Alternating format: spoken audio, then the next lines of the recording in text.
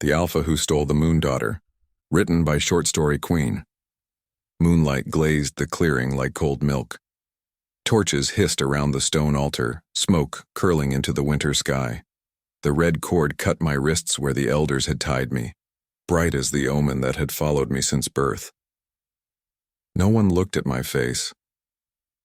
They watched my silvery hair and the faint glow in my eyes and pretended they were brave. Elder Thalos stood nearest, staff planted in the frost. The bone crescent at its head caught the light. He didn't touch me. He met the moon and measured the wind like a man listening for a verdict. "Breathe," he murmured. I drew smoke into my lungs. It tasted like pine and iron. My father stayed with the council, square shoulders, fixed jaw, eyes on the ground. The not looking burned worse than the rope. He had raised me in quiet corners, taught me to stitch hoods and swallow hurt. Tonight he had brought me here. Wolves ringed the stones, some in fur, some in skin, all held in place by fear and law. Lyra stood where the torchlight flattered her gold hair. Her perfume slid through the cold, sweet and sharp. When her gaze touched me, her mouth curved in a shape that wasn't kindness. A horn blew from the trees. A deeper answer rolled back. The pack tightened, a whole body caught in one breath. He entered the circle without hurry, shadow first, then the man. Anthony, tall, broad, cloak trimmed in rough fur, dark hair, a pale scar through his right brow, eyes the slow burn of amber. Warriors flanked him in black leathers, silent and exact. Kalen walked at his left, lean as wire, all edges and watch. He took us in with one sweep. Altar, cord, elders, moon, me. Recognition flickered in his face, not surprise, not pity. Something colder, like memory. Elder Thalos tapped the staff so the sound would carry. "Alpha of Shadowfang, you were called to fulfill the pact. The Blood Moon Daughter is offered to end what she brings. Take her life," an elder added, "spare the pack." The rope bit when my pulse jumped. I didn't want to die, I didn't want to be taken. Both doors led into the same dark. "Run," my wolf urged, low and raw. There was nowhere to go. Anthony came to the foot of the altar. The moon set a pale band across his hair, a crown he didn't ask for. He looked at the rope and the knot, and the skin it had rubbed raw. Kalen shifted forward. Anthony's hand moved a finger's width. The beta stopped. Power didn't need noise. Elder Thalos lifted his staff. "By the goddess, the Alpha may... I will not kill her." He didn't raise his voice, yet the words rippled through bodies like a hard wind. Wolves bared teeth and cut the sound off. My father flinched. Hope sparked and died in the same beat. "Then remove her," an elder said. "If you refuse the blade, take the curse away." Anthony climbed the steps. He untied the cord with patient hands and lifted my wrists, checking for damage like a craftsman who hates poor work. When his thumb brushed the inside of my wrist, heat shot up my arm and set the air buzzing. Not fear. Worse. He met my eyes and held them. Mine. The word struck the circle. Torches snapped. Lyra's breath hitched. A small cut in the quiet. Kalen studied the space between us like a map he needed to learn fast. Elder Thalos' staff lowered a fraction. "Alpha." "Mine," Anthony repeated, "written the night she was born." "You claim a curse," an elder snapped. I claim what is owed." My father looked at me at last. For a heartbeat, he wasn't an elder or a leader. He was only a man staring at his child and the chasm he had opened. Words failed him. He folded them away and looked at his hands. Anthony turned his face a fraction.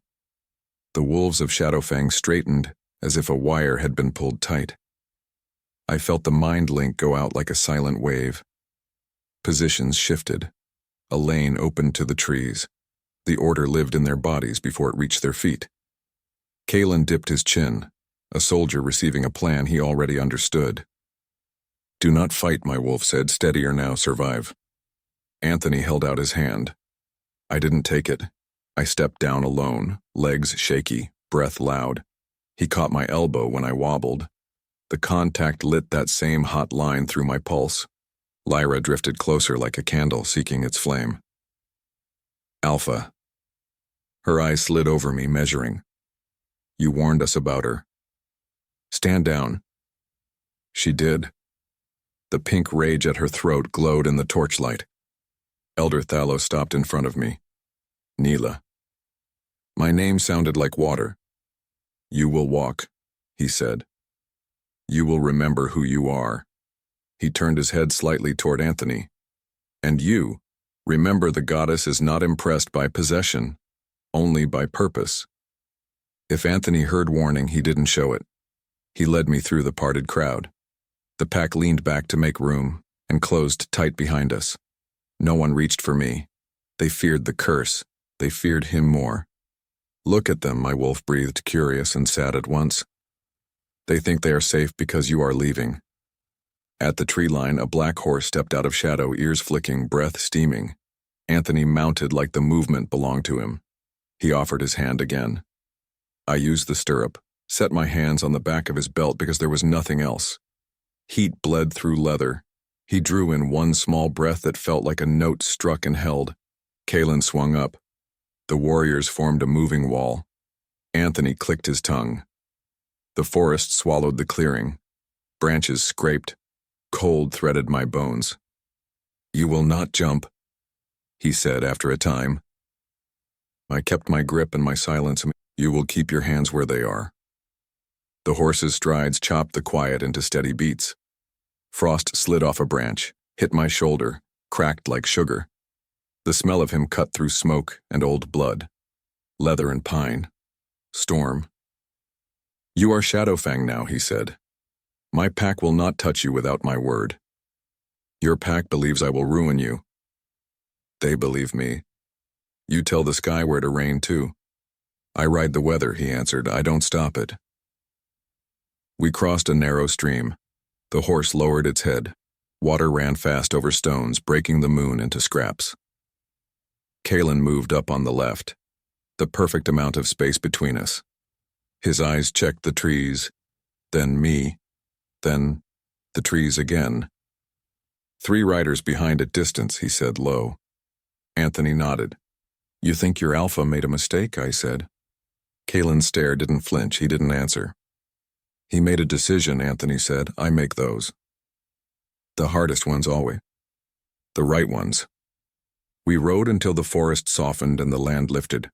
A breath of stone and wild herbs hit my tongue. The hum of another pack thrummed under the dirt, not mine, not welcoming.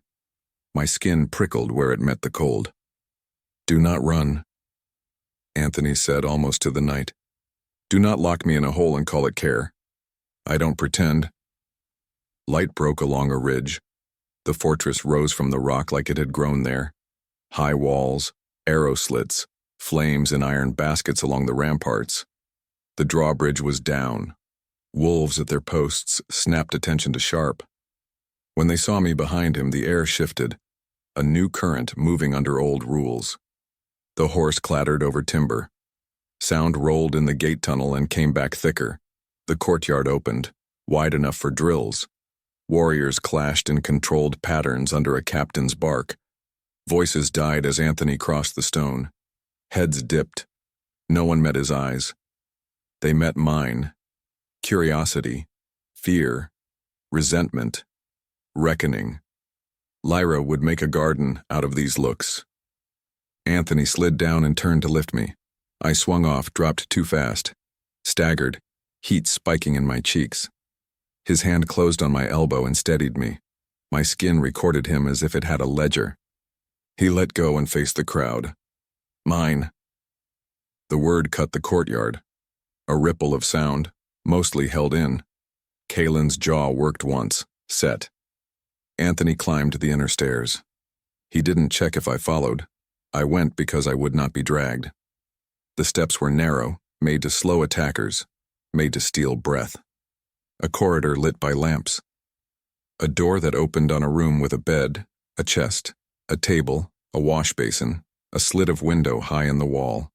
Thick curtains, no chains. It still felt like a pause that could break either way. You will remain here when you are not with me. You mean watched. When I am required elsewhere, you will have what you need. If anyone troubles you, you'll tell me." "I'll tell you nothing." "You will," he said. "I don't share." Silence swelled, alive and hot. My mouth went dry. My palms warmed. I hated that my body answered him like a habit. He turned toward the hall. "What happens if I run? You won't succeed?" "If I do." "By dawn you'll smell rogue," he said. "Every wolf between here and the sea will know you are alone." He left. The sound of his steps drained away. I stood until my knees stopped shaking. I opened the shutters and let the cold slap my face. The night settled over stone like armor. Below, a captain called a count. Above, a raven crossed the moon. "Not broken," my wolf said. "Not yet." I touched the skin the rope had burned. Heat ghosted under my wrist where his thumb had been. It felt like a mark no one could see. A soft tread in the hall. A knock. I didn't answer. The door opened anyway. A girl my age came in. Careful steps, arms full of folded clothes, a tray balanced on her hip. Her wrist bore the thin silver scar of a healed bite. "For you." "Leave it." She set the tray, arranged the clothes with nervous fingers, almost bowed, caught herself, backed out, almost tripped, fled. The quiet sealed behind her. I ate because shaking hands needed work. Bread, stew, water so cold my teeth ached. I pulled off the ceremony dress and put on linen and wool cut to move, not to display. The fabric carried no smoke. It felt like a small mercy that would end. I didn't lie down. I watched the courtyard through the window slit. The pack mine surged once, a sound I couldn't hear but felt, like a low cord held through stone. Alphas can sweep a whole pack with one thought. I stood outside of it and learned what it meant to be claimed without belonging. A figure detached from the shadows below. Black cloak, easy stance. Anthony looked up at the moon for a long time, as if measuring it against something only he knew. He didn't move. He didn't need to. "Run." My wolf pressed softer now. "We can slip down the stair, find the stable, find the outer gate, and smell rogue by dawn, alone between packs, hunted by every nose." "Not tonight," I told her. She settled like a cat, not pleased, not angry, just watching. He turned toward the tower as if he felt my eyes. He didn't lift a hand. He didn't smile. He only stood there, the moon making a pale crown of his shadow, while the fortress breathed, and the night learned my name. A new smell rose under the wind, the iron tang of the mountain mixed with leather and storm. His scent. It threaded the room and my throat and refused to leave. I shut the shutters and leaned my forehead against the wood until the cold soothed the heat beneath my skin. I tried to count my breaths and failed. I tried to think of home and couldn't make the shape of it. I tried to find a prayer and came up empty. The door latch clicked. It didn't open. It only tested. A measure. The message was simple enough. This place was stone and rules, and his will set into both. I lay on top of the blanket and kept my boots on. Sleep didn't come. When it finally brushed me, it carried a sound I knew and didn't know, a low heartbeat that matched the hoofbeats from the ride and the thrum of the pack under the stone and the pace of the man who had unbound me and bound me in the same breath. "Mine," the memory of his voice said. "Not yet," I answered, in the place even my wolf couldn't hear. Dawn scraped the dark off the stones.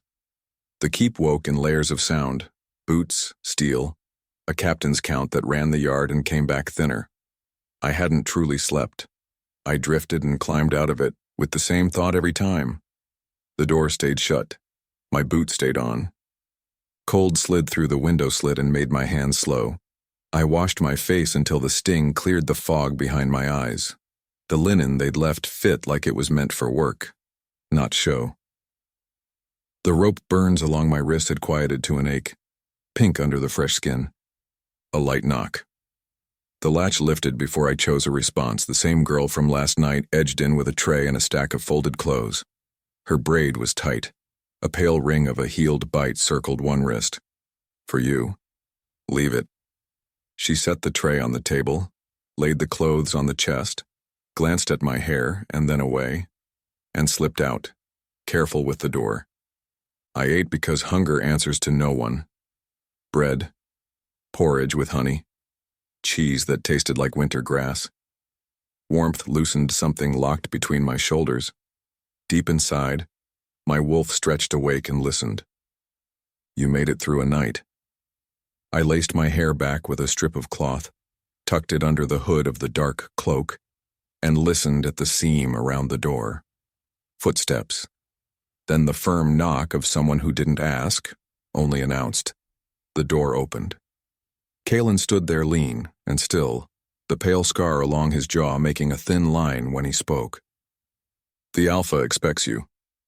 I was told to stay in the tower. Today he expects you. I pulled the cloak close and stepped into the corridor. The air smelled of wool and cold stone. Smoke threaded thin through both. We went down the tight stair. The yard spread in motion, pairs sparring under a count, an archer resetting a line, 2 kitchen boys carrying baskets, eyes wide when they caught mine. The hum under all of it brushed my skin, the soft press of minds touching minds. I set myself against it like a brace against a swinging door. They share one river, my wolf murmured. You stand on the bank. Eyes forward, Kalen said without heat, and they're staring. They will, don't give them a better reason. I breathed, that's reason enough here. We followed a covered walk to a small chamber that smelled of ointment and dried herbs. Elder Thalos waited with a shallow bowl and clean cloths.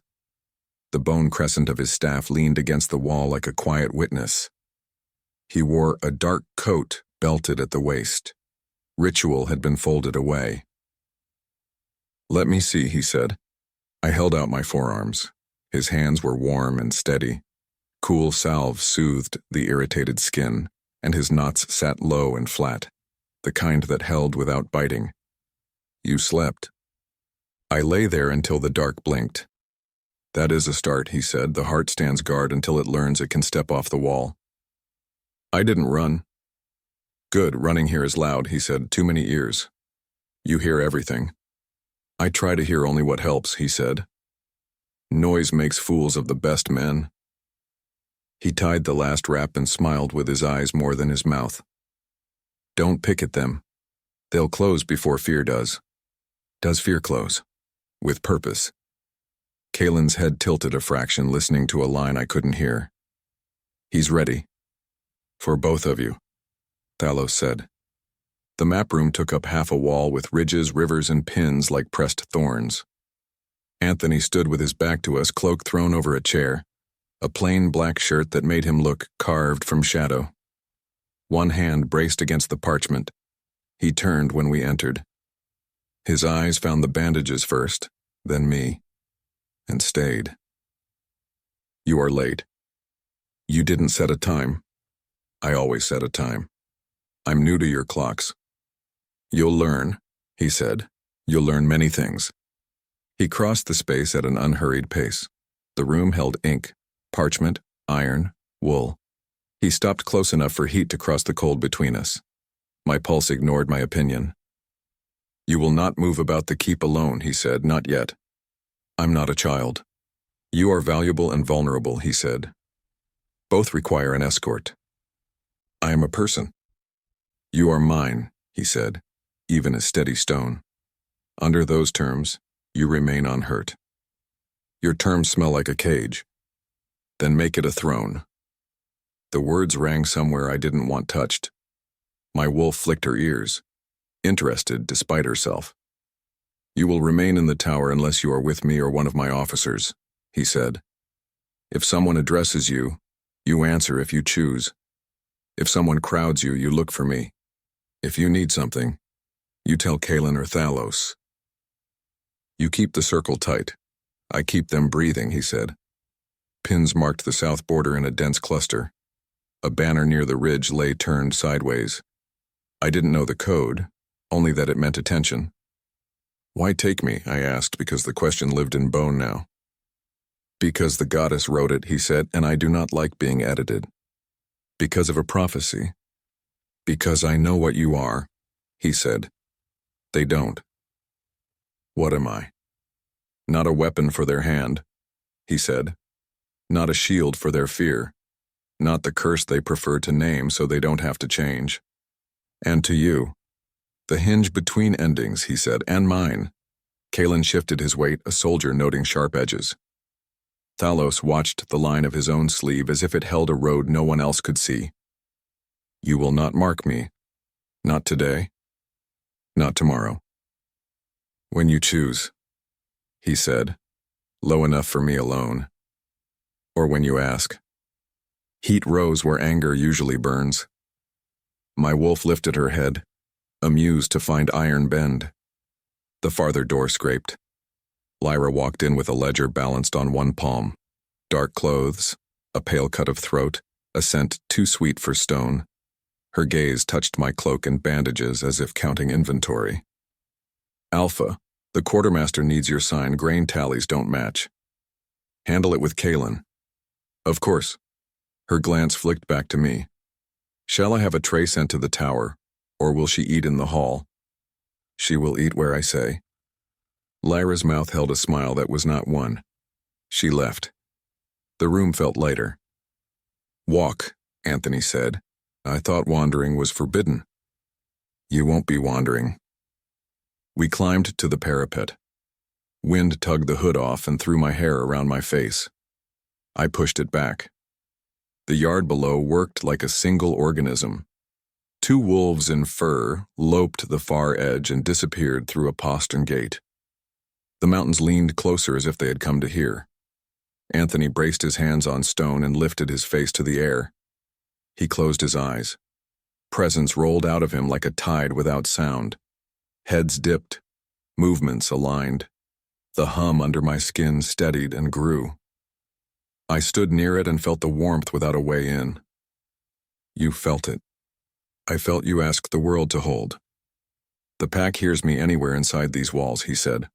Across miles when the moon favors us. When you are marked, you will hear as they do. When I'm marked, I will speak. You already do, he said. What do they hear now? That you are a test, he said, and a line they should not cross. You keep me close because you don't share. He didn't waste a denial. He turned and reached. One loose lock had freed itself from the knot. He tucked it behind my ear with care that felt like a threat. Heat climbed my throat before sense could catch it. Don't touch me. Don't turn your back. Because you don't trust me. Because I would follow you, he said. Farther than I like. My wolf laughed once. The sound surprised both of us. The air sharpened the way it does when a hawk crosses a field. Kalen's head snapped south. He listened to a line inside his skull. Report, Anthony sent. The order showed in his jaw, not his mouth. The answer moved through him and struck the shape of the room. Kalen's eyes focused again. Tracks at the lower ridge, he said. Fresh. 3 mounts. 1 man on foot. No banners. Thalos's fingers closed on the leather cord at his neck, testing the fence. Who? I asked. Darius, Anthony said, or a man who eats from his floor. What will you do? I will make them impatient. And me. Inside the walls, he said, eyes open. You'll keep yours on me. I already do. We walked the parapet to the far stairs. A smaller room waited, a long table, a fire sunk deep. Trenchers, a pot steaming. He stood back for me to take a chair. I sat because hunger is practical. Eat. I did. Eat again. The stew tasted of bone and thyme. Bread carried rosemary. A winter apple cut through with clean sweet. Heat steadied my hands. Lyra appeared in the doorway and did not cross it. The quartermaster awaits. Go with Kalen. Her eyes touched my mouth, the color in my face, the place I sat. She left. The shape of her anger stayed like a draft. You keep her near. She keeps herself near. She wants your seat.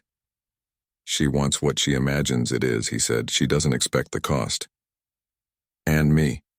You want a choice. I want a life that answers to me. It will, he said, when you take it. Is that mercy? It's truth, he said, and strategy. He poured water. Firelight found his scar and made it look fresher. My eyes kept going back to his mouth. I hated that. Walk, he said again. We crossed to a narrow room with a weapon rack. Swords, knives, a pale bow. He opened a drawer and drew out a simple knife with a clean balance. He turned it once and held it out. Keep this. You hand a blade to a prisoner. I arm what's mine, he said. If anyone lays a hand on you, take their hand. If they try to take you, take their throat. And if it's one of yours, cut deeper, he said. I'll finish it. The knife sat right in my palm, obedient to the smallest change. Relief unwound a knot I hadn't named. This makes me safe. This makes you honest. He reached for my wrist again, slow in a way meant to be read. He turned it palm up and touched the healed skin where the rope had burned. Not a stroke, a measure. Heat climbed my neck. My heartbeat stepped toward his hand before I allowed it. Mine, he said under his breath, and don't turn that word into prayer. He met my eyes. Breath thickened between us. Then he let go, and the room remembered itself. Kalen appeared, efficient as weather. Orders delivered. Scouts rotating to the south and the pass. Anthony nodded. Kalen looked at me like a man assessing a blade he might need soon. Do you understand? I understand the walls, I said. I'll learn the rest. Learn fast. We returned to the base of the tower stair. Anthony stopped. The edges of his control carried grit now. You will not climb past the third landing without me, he said. You will not go below the yard without Kalen. And if I do? I will come get you, he said, loudly. My wolf purred in a way that made heat pool under my ribs. She nosed at the scent that clung to the cloak. Storm, iron, something that insisted on belonging and didn't know how. I climbed without looking back until the turn forced it. He hadn't moved. He watched me like a man fixing a map in his head. I closed the door and leaned on it until my pulse eased. The knife went under the mattress because old habits hold. Afternoon thinned and pulled the light with it. The yard below went on working, relentless. A seam of cold crept under the door. I sat on the floor with my back against the bed frame and breathed until the room steadied. The pack mind lifted once. A low wave through bone I could feel and not join. Then eased. Belonging hums. Not mine. Not yet. I opened the shutter a finger width. The ridge cut the sky in half. A bird rode an updraft and turned once as if it looked for a lost thing. The latch of my door nudged. A small reminder. It didn't open. Message received. Stone and rule and one man's will had been set into this place. It didn't belong to me. Yet, my wolf said. The word made a bright mark inside the dark. I pressed my bandaged wrists together, feeling the ache fade. Far to the south, past the ridge, a horn blew once and died. A thin surge moved through the keep as orders ran the lines I could not hear. Somewhere out there, someone had stepped close to the fence and stepped away. Inside, the man who refused to kill me arranged his pieces and waited. I lay on the bed with the cloak still on. The ceiling softened. When sleep found me at last, it smelled of rosemary and cold iron and leather. It carried a voice I tried not to keep. Mine. Not yet. The keep ran on a strict rhythm through the morning, a pulse I could feel in the floor. I watched from the window slit until light sharpened over the yard. The knife under my mattress stayed where I'd left it, a quiet promise. When the knock came, it didn't ask. I pulled on the cloak and opened the door. Kalen waited with that stillness he wore like armor. His glance took in my face, the bandages under my sleeves. the way I held my shoulders. He turned without a word. I followed. The corridors smelled of wool, bread, and steel. Messengers moved quick with sealed notes. The hum of the pack pressed along my skin in thin waves. I could not enter it. It still moved me. We turned into the great hall. Fires burned in long hearths. Banners hung in black and gray. Benches filled with wolves paused mid-bite when they saw me. Silence settled that wasn't empty. It held habit, rumor, and a focus sharpened by fear. Elder Thalos stood near the end of the high table, sleeves pushed to his forearms, a cup in both hands. His eyes found mine, a small nod. Anthony stepped out from a side door with a captain at his shoulder. He didn't search the room. His gaze met mine as if the hall had been arranged for that alone. The crowd's tension shifted with it. Here. I crossed the stone with Kaelin half a step back and left. A whisper sliced the air near the benches. A bowl set down too hard. Leather creaked where a palm tightened on a knife. Anthony stopped at the head of the table. He didn't offer a hand. His attention was a weight I could stand under. His eyes flicked to my bandaged wrists and back again. You will sit beside me. That will make them angry. They were angry before you woke. I won't be fed to their mood. You won't be fed to anything. He gestured to the seat at his right. I let the space hang. Heat swept my face, not from shame, from the attention. Lyra slipped into that space like smoke finds a gap. She came with a jug of spiced wine and a ledger under her arm. Dark clothes cut to turn heads. She poured into Anthony's cup and let her voice stay pleasant. The quartermaster adjusted the grain. Good. Her eyes went to the empty plate at his right, then to me, then back to the plate. The jug tilted. You must be tired. Tower windows bite. They're honest. Honesty chafes. She tipped the jug. The wine arced for my plate. Her wrist rolled. The splash leapt the rim and hit the front of my cloak. Heat ran to my hands.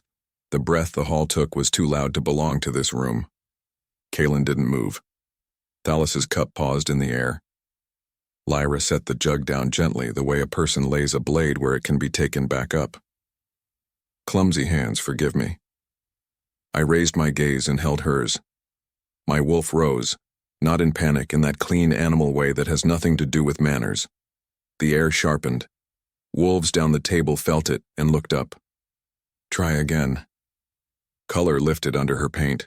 She reached with a cloth. I caught her wrist before she touched me. Don't. The hall swayed in that thin space between action and answering. Her skin was warm under my fingers, muscle flexed, like a threat deciding its shape. Enough, Anthony said. He didn't raise his voice, it found every ear. Lyra's eyes went to him. For a heartbeat, it seemed she might smile, step back, let the tension bleed.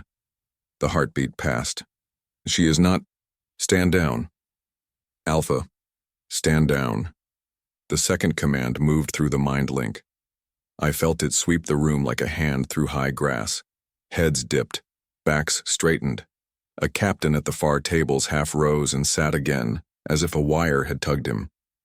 Lyra pulled her wrist free. We stood too close, a breath longer. I stepped back first and wiped the cloak myself. Spice and tannin climbed my fingers. Law holds here, Anthony said. Remember it. I remember. Show it. She looked at me once more, all old arithmetic in her eyes, then turned and set the jug by a serving boy hard enough to make him jump. Anthony's attention returned to me. Sit. I took the chair. The wood was warmed by years of hands. Talk found its way back into the hall in low currents. Kaelin sat where he could see doors and faces. Thalos moved behind Anthony's shoulder and watched the room the way wind watches grass. Plates came, simple winter food. I ate enough to settle my hands. Anthony did not fill the silence with questions. The absence of them held a shape I didn't know how to hold. The mind link lifted, a soft surge under my skin. Anthony's gaze shifted to the far door as if pulled by a line. A messenger slipped in and waited at the threshold until Anthony nodded. The boy crossed, offered a sealed tube. Anthony broke the oilskin and scanned the strip inside. Tracks to the east, he said toward Kalen. Boots. Numbers. Light. Clean. Kalen rose and was gone. Orders already moving ahead of him. The pack answered in a controlled ripple, a muscle stretching and settling. Anthony folded the strip and tucked it away. He broke bread. His gaze came back as if we'd paused a line and were returning to it. You'll come to the training yard after second bell, watch only. You bring me to watch while your boarders test themselves. Eyes learn, and if someone tests me there, you won't be touched. If someone tries, there is no second try, because I am yours. Because they answered to me. He stood. The hall tilted with him. I rose because standing still at the wrong time is a kind of loss. He didn't check whether I followed. I did. Kalen met us in the corridor before I could wonder if he would. He didn't report in words. Whatever moved at the east hadn't crossed a line that required voices. We cut across the yard. Cold came hard out of the wall's shadow. The training ground spread flat and hard with scuffed rings where men had fallen and risen for years. Pairs worked drills, blunted blades rapping, breath fogging. At the far side, two wolves in fur circled, broke, circled, a slow dance that snapped into speed and eased again. Anthony's presence rippled out. Heads turned, shoulders squared. He stood with hands behind him, not relaxed, not tense, the weight that aligns a room. Attend. Captains drew a half arc at a respectful distance. I took a post by a ring marker, close enough to see, far enough not to be in anyone's path.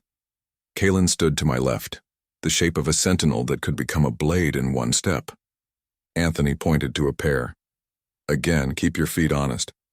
They corrected their stance and moved. His attention shaved errors without malice. It read like care rendered as precision. Lyra drifted to the yard with two she-wolves at her back. She didn't come close. She wrote lines on my skin from a distance. The women with her shared a whisper and watched for a flinch. I gave them none. A younger warrior glanced at me coming out of a turn. His blade clipped his partner's glove. The partner hissed. Anthony looked at him and said nothing. The boy dropped his eyes and worked harder. Lessons set. Second bell rang. Anthony cut the session with a nod. The yard exhaled. He crossed to me without hurry. Space bent around him. You'll return to the tower. At dusk, walk the inner wall with Thalos. Am I a banner now? You're the one thing no one is allowed to misread. And if they do, they won't twice. Lyra chose that moment. She approached with a sweetness built for witnesses, her pair two careful shadows. She stopped at a polite distance. Alpha. Lyra. She glanced at the ring near my feet, a circle scuffed deeper than the rest. A demonstration would steady whispers. Let us see how your guest holds when something heavier than wine hits. The two she-wolves straightened eager. No. Not to harm, she pressed. Measured. The pack is unsettled. The pack will settle. She pivoted. Let me test her with words then. In the hall she put hands on me. In the hall you forgot your place. The sting showed. She looked at me. Do you hide behind him? I don't hide. You were offered. Now you're seated. I wasn't offered, I said. I was traded like a blade men couldn't control. If you think I'm just an object, test me with your hands and see what you keep. Her mouth flattened, she stepped closer. The she-wolves gathered their weight. If you touch her, Anthony said, you lose a hand. Lyra didn't move. Something wild flashed through her and banked. She lowered her lashes. As you command. She turned. The women went with her. The yard's attention peeled away. Practice resumed in stuttering starts that smoothed. Anthony faced me and held the look until the space between our eyes felt almost solid. Heat traveled that span in a clean line I could not deny. You won't fight them. I won't be a target that never answers. You'll answer with me. There are other ways. His eyes dropped to my sleeves where the bandages disappeared. His jaw set. He raised a hand and didn't use it. Then he let it fall. Thalos at dusk. He walked away with the same control he had used to arrive. Kaelin stayed. You stirred a nest. They carried the sticks. They were waiting. They'll keep waiting. Don't give them clean chances, he said. They like rules. Learn them faster. He took me back to the tower. The climb felt shorter than yesterday and longer than I wanted. At the door he paused, checked the corridor behind me, then looked at me again like he was taking a measure that had nothing to do with distance. The Alpha doesn't make idle threats. I know. And Lyra doesn't forget embarrassment. I know that too. Then stop looking for more. He left. I closed the door with a soft pull. Quiet settled fast. I slid the knife out and waited. Balance. Wait. Promise. My wolf pressed her nose against the inside of my ribs and drew in the yard's scent clinging to the cloak. He watched you, he always does. You like that? I set the blade down and went to the window. The yard below had found its strict music again. The mind link lifted, smaller this time, like a drum tapped with fingers instead of a palm. Patrols shifting, posts changing, the east narrowing its eyes. Thalos knocked at dusk and took me along the inner wall. Wind scraped thoughts to bone. He talked about nothing for a time, then pointed out places the masons had strengthened, where ice formed first, where sound carried too far. The pack will look to you even while pretending not to, he said. Standing is a language. I already speak. You speak refusal, he said. Add vocabulary. We reached the tower. He handed me a small pouch of herb that smelled like clean earth. For sleep, if your heart allows. The room held its shape in the half-light. I set the pouch by the basin and sat on the floor with my back to the bed frame. The knife lay on the table where the last light could find it. Far off, a horn carried once and died. The keep answered with a ripple I couldn't hear, only feel. Somewhere along the eastern run, scouts stood still and counted shadows. Somewhere between here and the trees, a woman built for court, and corners refined a sharper game. I lay on the bed with the cloak over my legs and watched the ceiling blur. My wolf stayed awake longer than I did, listening to the place breathe. When sleep reached me, it brought the warmth of a hand that hadn't touched and a word I refused. Not yet. The day slid into a thin band of light over the ridge and then vanished. Cold worked into the stone and made the room feel smaller. I listened to the keep settle. The mind link throbbed in soft pulses I could feel without hearing, patrols shifting like a tide on the far side of a wall. When the rhythm thinned, I stood. The knife came from under the mattress, light and honest in my palm. I tucked it into the inner fold of the cloak and set my hand on the latch until my pulse and the metal agreed. The door opened to a dim corridor and a draft crawling along the floor. I went left. I had watched the guards from the window and learned which stair pulled them late. The tower steps turned in tight squares that made breath count itself. Second landing. Third. A passage that smelled of lye and bread opened toward the small kitchens. A scullery boy slept on a sack with an apron folded under his head. I went past him and took the lower door, the one Thalos had mentioned when he pointed out where sound carried too far. The postern tunnel sweated even in winter. Old timber, iron studs, a small hatch set into the thicker door. I pressed my ear to it and got only wind and the low moan of the rampart. No boots, no voices. I slid the pin and eased the hatch until the night breathed cold across my face. You won't make it far. Far enough. Run. I slipped through and settled the bolt until it took without singing. For a long breath I stood with my palms on the wood and waited for the world to object. Nothing answered except the wind. The ground fell away from the wall and then climbed to a fringe of pines. Frost cracked under my boots. The cloak hit my legs with each step. The keep's lights shrank to dull coins. Air so cold it tasted like metal burned my mouth and cleared my head. Faster. I found the shallow stream Anthony's horse had crossed the night he took me. Water chattered over stones. I splashed through and climbed the opposite bank. The scent in the wind tilted, the first thin edge of packless catching on my skin. Rogue by dawn. Not if I keep moving. The trees thickened and learned new shadows. The ridge shouldered closer. I cut along it, ribs aching the way they do when a body argues with its owner. Ice took 1 foot out from under me. I caught a branch, tore my palm, hung there a heartbeat while my heart hammered like a fist. The air changed. Not sound, not light. Presence dropped over the slope like weather choosing a ground. The mind link pulsed hard, clean, and rolled through the trees in a line my bones recognized and refused at the same time. He knows. Wolves moved inside that radius, precise and quiet as thoughts. A shadow slipped between fir trunks. Head low, ears forward, eyes drinking what little light there was. Not Anthony. Smaller. A scout passed my hiding place and vanished. Another followed, cutting a wider arc, nose high, lungs turning the air into a song he understood. I waited until their bodies melted into the slope. Then I ran again, angling toward the old cart path that dipped to the stream and rose to the lower ridge. If I made the notch in the rock, the trees beyond could hide a year. I reached the path and the forest stopped being a path. Something black as a gap in the world stepped out of the firs without hurry.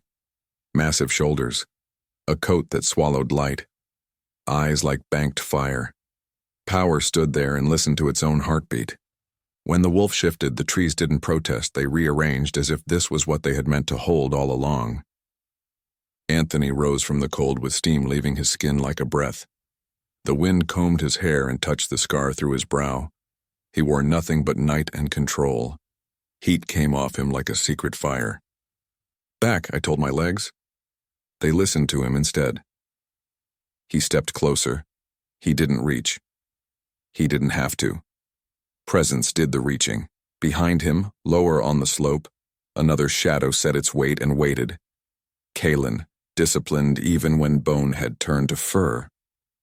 Anthony's gaze took the tear in my palm, the scrape at my knee, the frost clinging to the cloak's hem. He turned his face into the wind and found the thin, wrong note of my scent.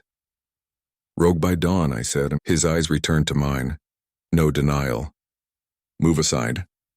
He took another step, not crowding, just resetting the ground. You lock doors and call it care. You walk into the dark and call it freedom.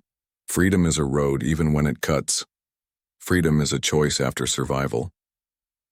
I survived until the night they tied my wrists. You survived because they tied them here and not in a ditch. That is not mercy. It is a ledger, he said. I keep the numbers. The knife hilt sat where it should. My fingers were clumsy with cold, but the blade came free and hung low. Not a threat. A fact. He looked at it like a memory. Step back. You won't use it on me. Try me. Use it on anyone but me, he said. On me you cut yourself first. My wolf pressed against my ribs in a way that wasn't anger. A slow burn that made thinking harder and honesty easier. Don't force this, he muttered. Look at him. He closed the last space. Heat took the knife's cold away. Breath went thin. Nerves argued and lost. You want me to run because you think you can always catch me. I want you alive. You want me here. Yes. His hand lifted the way a person reaches for a wild thing. He set his palm at my jaw, not forcing, anchoring. Warmth moved from his skin into mine and unmade something carefully arranged. Don't touch me. Then don't run. Those are not the only options. They are tonight. The mind link surged again. He looked past me into the trees. The wolves along the slope adjusted, a line pulling tight. A breeze carried the iron note of old blood and men on foot. East. The tracks from the hall had come close enough to breathe on us. This is why you don't leave the walls. You don't own the night. I own what hunts in it when it crosses my line. A twig clicked below, not clumsy. A test. His jaw sent an order the way a drum sends a beat. The shift rolled through fur and bone and left the dark different. I felt it, the way stone feels thunder. Back to the keep. No.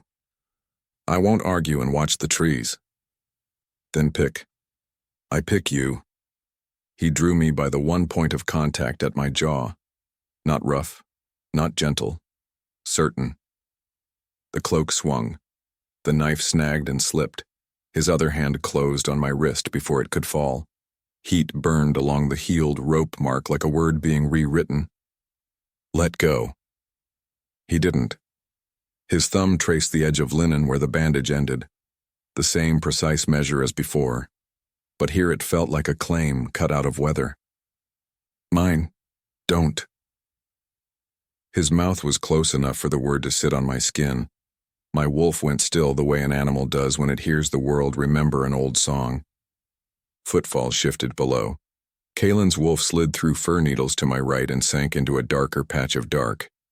Anthony inhaled, and the heat under his skin steadied. He leaned his forehead to mine, not to take, to contain the tremor the night had put into both of us. Choose your life with your eyes open, he said. Choose it inside a future. I won't find you in a stream for a principle you can't keep.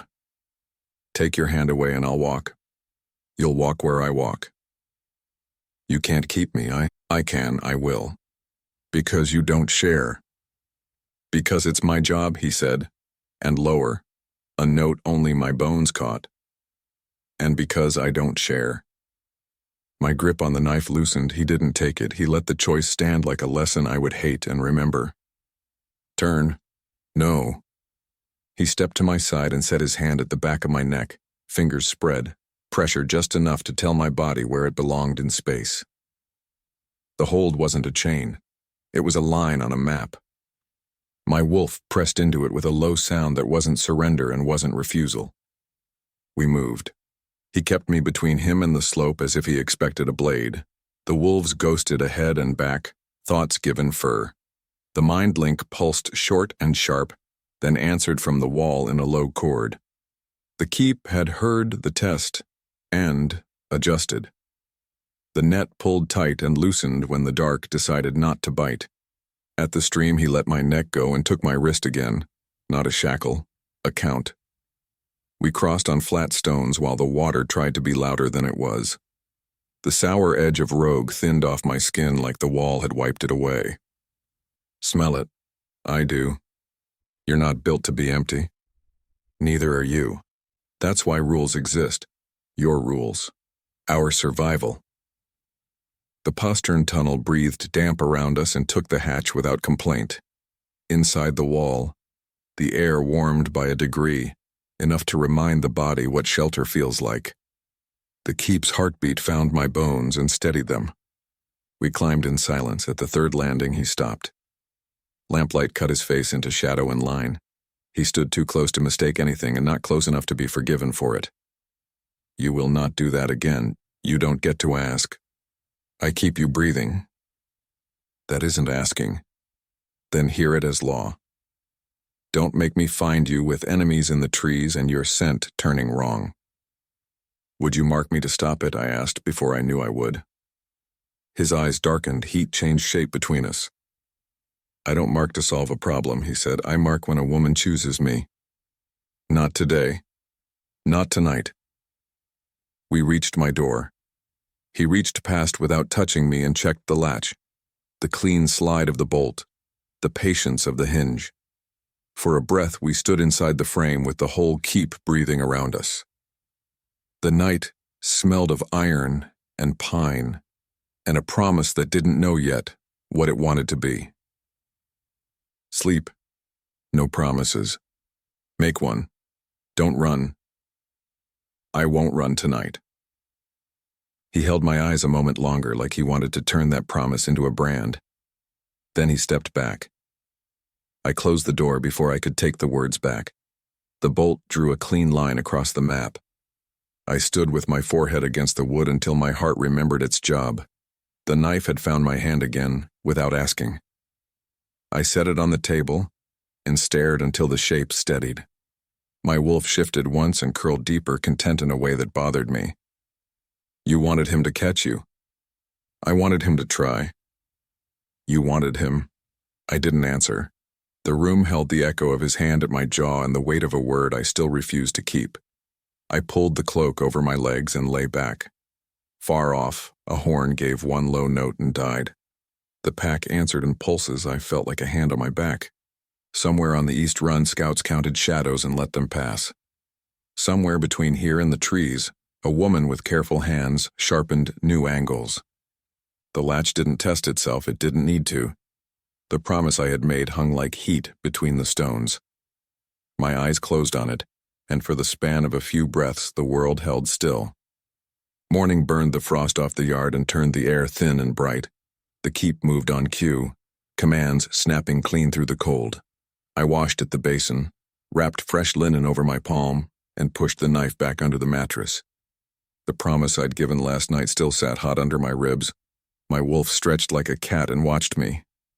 You didn't run. A knock, then the door opened. Kalen stood in the frame, neat as a blade in a sheath, eyes counting and filing. The shaman. I followed him through halls that smelled of wool and bread, then into a narrow room lined with jars and rolled hides. Sun fell in a long stripe across the table. Elder Thalos stood in it with sleeves pushed to his forearms. The bone crescent of his staff leaned against the wall, a quiet witness. Your hand. I held it out. His fingers worked salve into the skin with gentle precision and tied a new strip, knots flat and low. You chose not to test the wall twice. I made a promise. Good promises cost less than proud mistakes. He studied my face like a map. The room held mint and smoke. A fly stitched the light and vanished. You've heard the fear, he said. Hear the truth. The shadow on this pack is older than Anthony. When the first alpha refused to kneel, the goddess marked our line. Wolves heal slow under a waning moon. Tempers ride close. Some pups find their wolves late. We call it winter in the blood. I didn't move. Every few generations the winter chooses a hinge, he went on. A blood-borne omen arrives. If the alpha takes it by force, the pack survives as wolves and dies as people. If he refuses it, the pack lives as people and withers as wolves. If he is chosen back, both halves mend. Chosen back. Freely. Under a moon. With witnesses who matter, not elders who only want relief. That story has teeth. It is the last time our winter thawed. You think I am that hinge. I know you are, he said. And I know what breaks if either of you turns it the wrong way.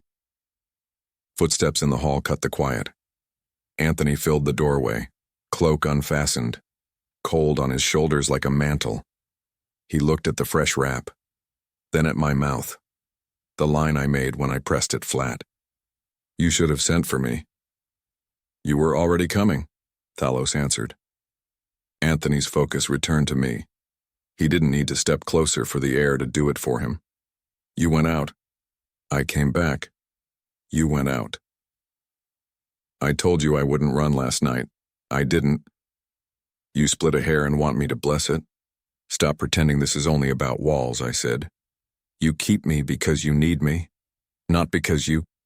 Finish it. Not because you want me, I said, anger finding an edge. You want what I do to your curse. He didn't look away.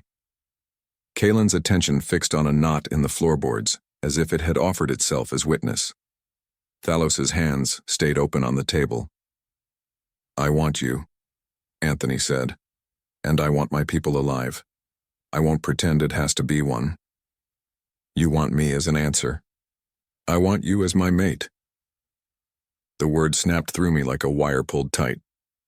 My wolf lifted her head and didn't blink. I am not a key you turn. You are the house and the door. He raised his hand. I didn't pull back.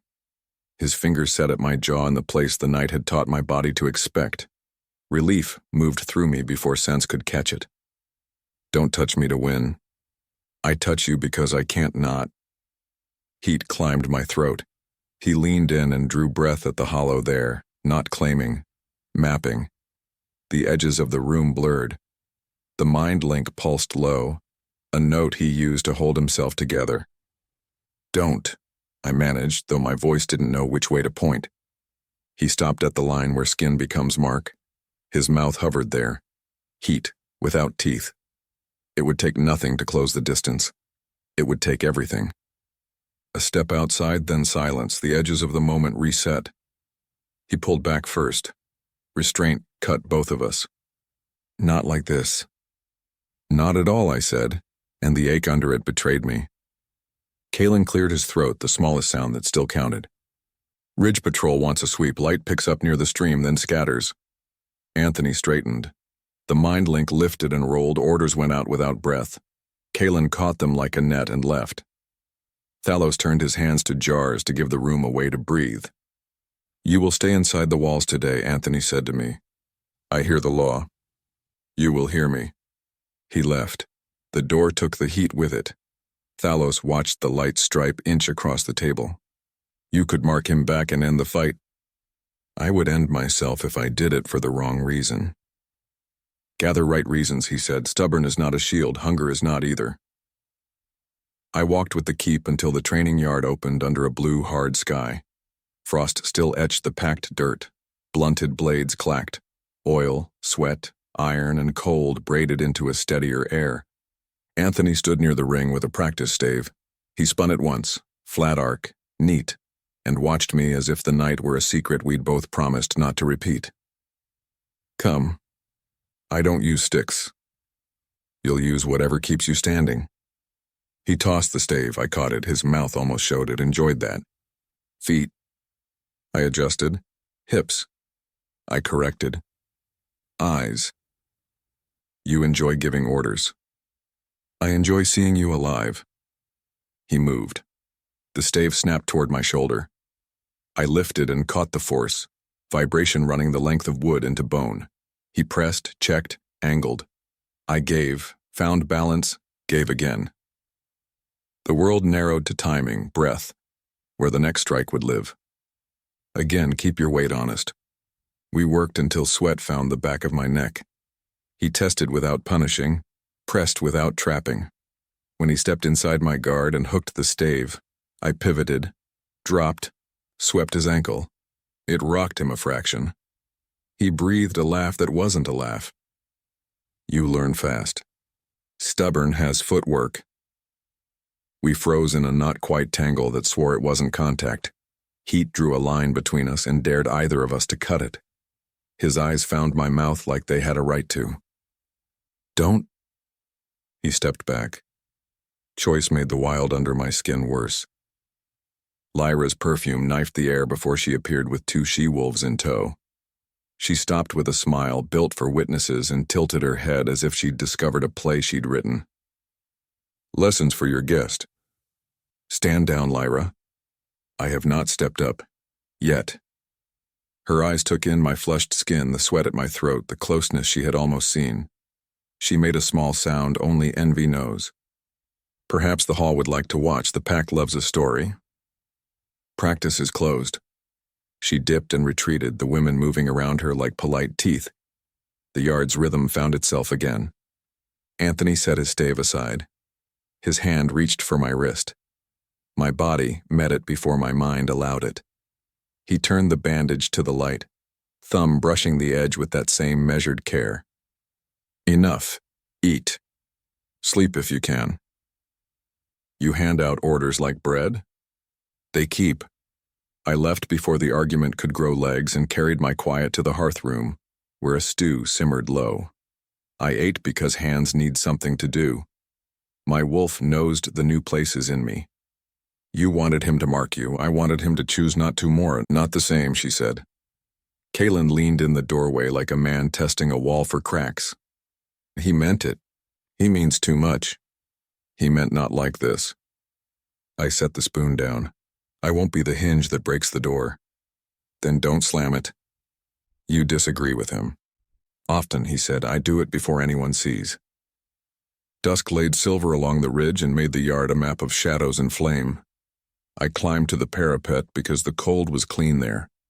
Wind pushed hair into my mouth. I tucked it back and kept my hands on the stone to remind my body where it ended. The mind link rolled, a low chord telling the walls there was still room to breathe.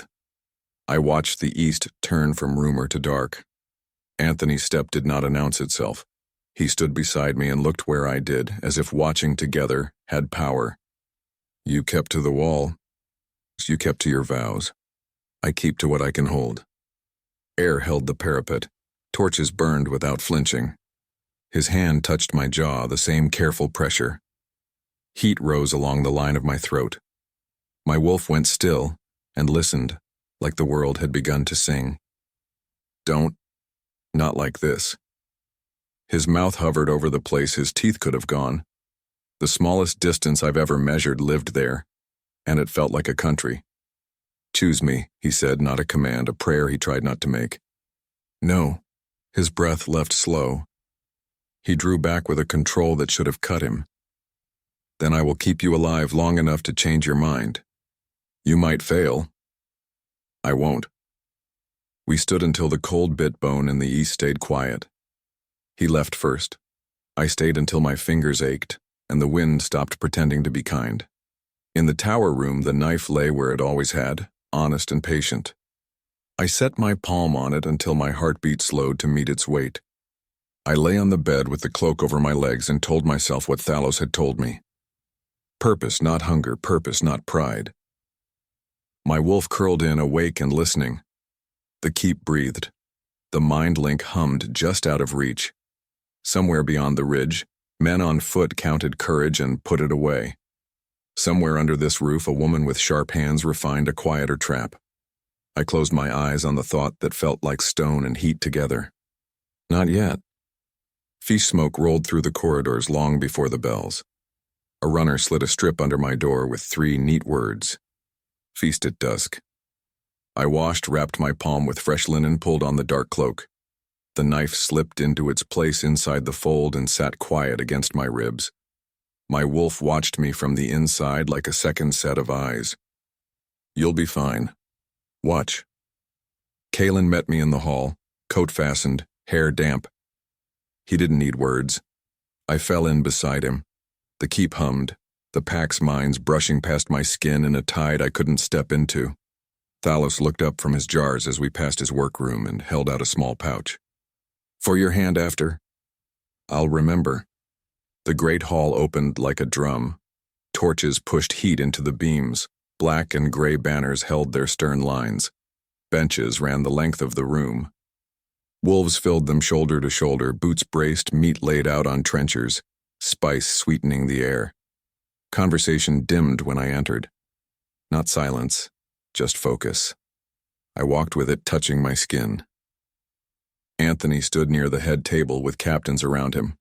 He didn't turn to find me. His attention tilted, and the room shifted with it. When his eyes landed on me, the current changed. Here. I took the seat at his right. Wood held the warmth of 100 winters. His arm rested along the table edge near mine, heat close enough to feel. The mind link rose, a low chord moving through the hall. Heads dipped and lifted. The room reknit. Lyra worked the line with a jug, dark silk taking firelight. When she reached me, she paused a breath too long. The cup she set down carried a scent that didn't belong to celebration. Clove. Something under it, almost sweet and wrong. Not that one. Anthony slid the cup away and replaced it with his. No noise. No flourish. Drink. Warm. Bitter. Clean. Lyra's lashes lowered and lifted, a flicker of annoyance that never reached her mouth. A horn sounded at the far end. A captain rose and offered short words about fixed walls and full stores. Cups lifted. Talk loosened. For a time, the room was knives and laughter, and the kind of relief that hides under hunger. Lyra returned with a wide-bellied bowl and set it near the candles. Dark liquid rocked inside, an ash sprig floating. She raised her voice enough to carry. Winter ash toast for luck under the ridge. Thalos turned his head a fraction. Kalen's glance cut to the bowl and back. Anthony didn't reach for the ladle. Lyra dipped, served a young warrior with a broken knuckle and grin too quick for his age, served a scarred huntress 2 benches down, making a neat circle through goodwill. She ended in front of me with a filled cup and patience bright in her eyes. For the guest. My hand stayed on the table. The surface breathed that faint wrongness again. Wolfbane has names that wear perfume. Anthony took the cup midair and set it aside like moving a candle out of a child's reach. No. Lyra's mouth didn't change. Her shoulder lifted. Tradition. Not tonight. The pack enjoys custom. The pack enjoys my law. He didn't raise his voice. The mind link carried the words anyway. I felt it move through spines and stone. A young she-wolf's hand stopped halfway to her spoon. Lyra poured a measure into her own cup, smiling as if to a friend. Then bless it yourself. She drank. Her throat worked. Nothing happened. Laughter broke like a loosened rope. She set the empty cup near my plate as if proof could sit on wood. Heat ran along my skin from the first cup she'd set down before Anthony traded it. My tongue tingled. Breath shortened and refused to stretch. My heart tripped once, twice. My wolf jammed her nose against my ribs. Stand, I pushed up. The room tipped and clenched.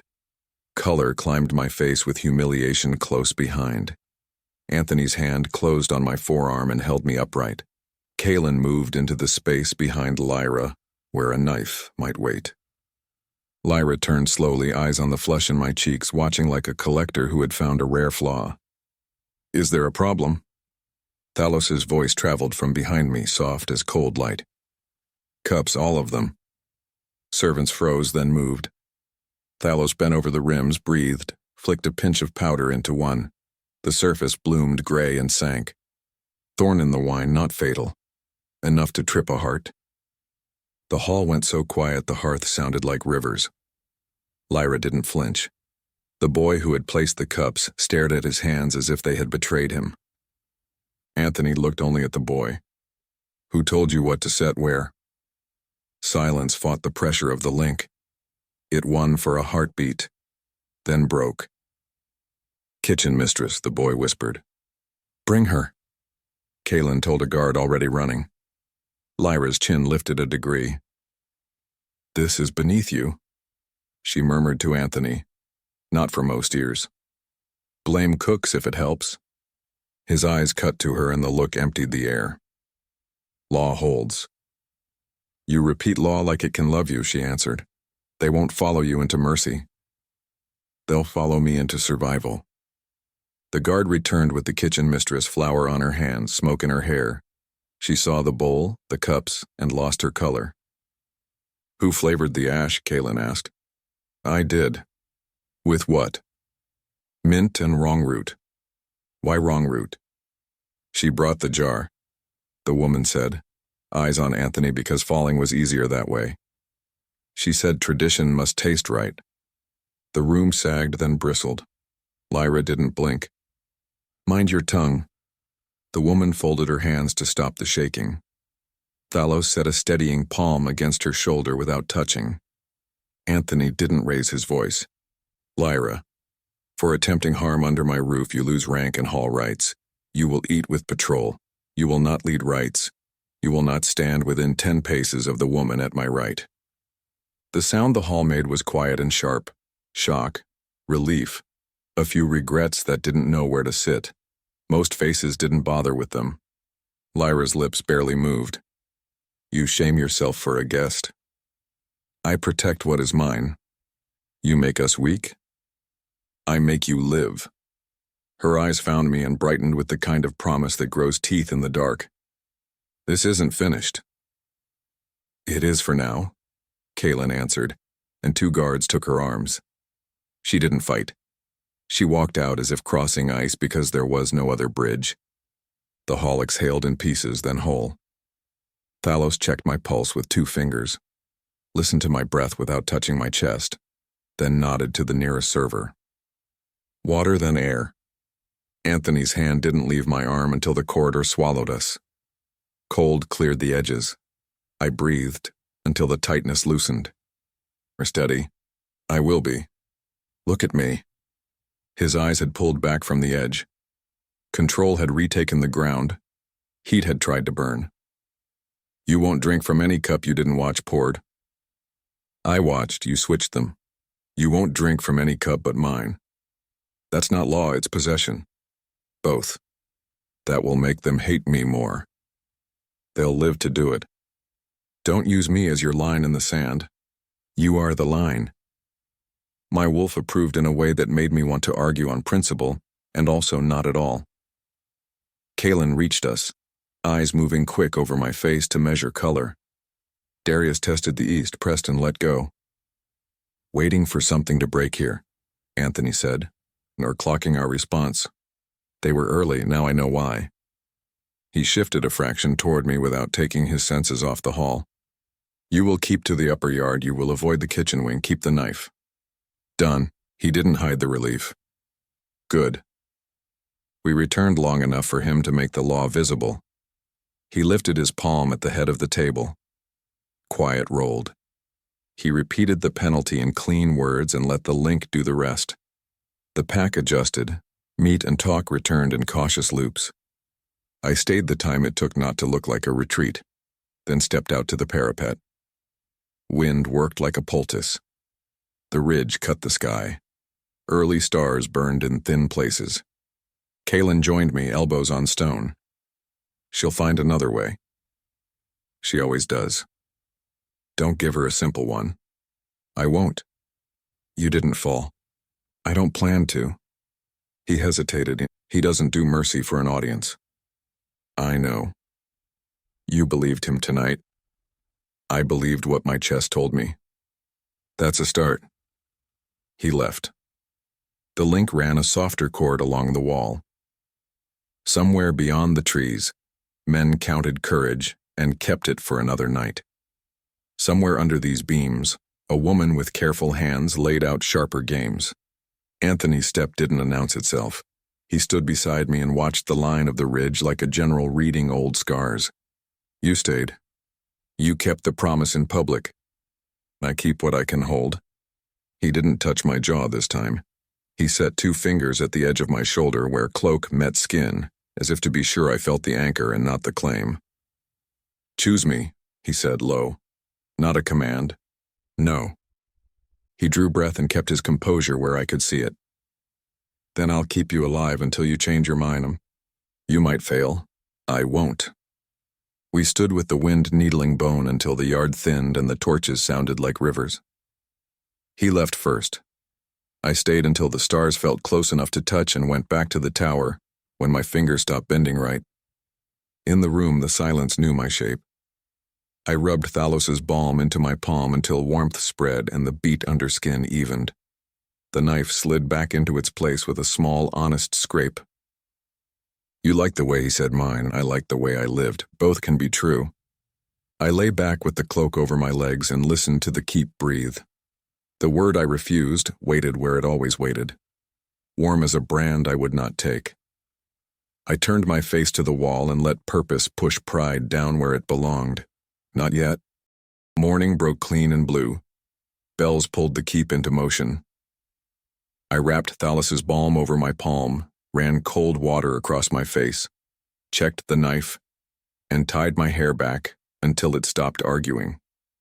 The promise from the feast still sat hot under my ribs. My wolf stretched and watched me from the inside, ready. A knock landed without asking. Kaelin stood in the corridor, coat fastened, eyes taking quick stock. Bread smells drifted past on a boy's tray. The day wanted things done. The training ground held a crisp order. Lines chalked into frozen dirt. Racks of blunted blades. A course of logs, walls, and pits cut into the hard earth. Warriors moved through drills that looked simple until you watched long enough to see where power hid. Anthony stood at the far ring with a stave in his hands and a quiet set to his shoulders. Here. I crossed the yard. His attention met me halfway, like heat meeting cold, and taking it apart. Kaelin pointed at the course. 3 runs. I ran. The first pass found the slipperiness under frost. The second taught me which logs rolled and which pretended to. The third turned burn into focus. Breath set its own count. Cloth scraped, hands stung. My wolf approved, pleased to feel muscle and lung speak without the mind trying to write the sentences. Blades next. Kalen moved like a man built from economy and intent. He tuned without punishing. Wrist angle, hip line, where to look when you are not looking at the thing you cut. When I overreached, he tapped my guard and let the mistake reveal itself. Smaller. It feels weak. It's honest. We switched hands until rhythm lived in both. Knife left, open palm right, then reversed, then a pattern that set the blade moving before thought could slow it. He made me find the floor with my weight, then take it back again without wasting a breath. Anthony waited at the ring. The stave made one silent circle in his grip, a dark clock that told only one kind of time. Feet, I set them. Weight, I found it. Eyes. I watched his shoulders, not his mouth. He moved, wood-wrapped wood. Vibration ran the stave into my forearm bones. He pressed, gave, pressed again. I adjusted until the adjustment belonged to me. Heat crawled under my skin and settled there. Better. Say it louder. You don't need applause. I need air. You have both. He stepped inside my guard and I pivoted, swept, made him shift a fraction.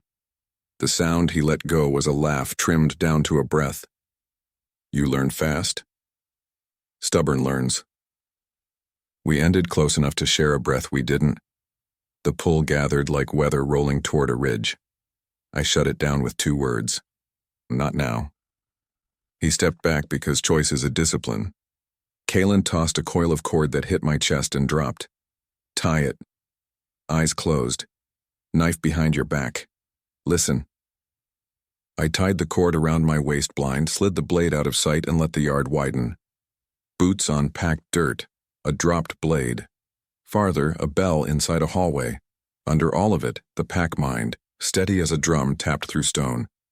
I could not step in. I could feel the edge, a lake I stood beside. Move.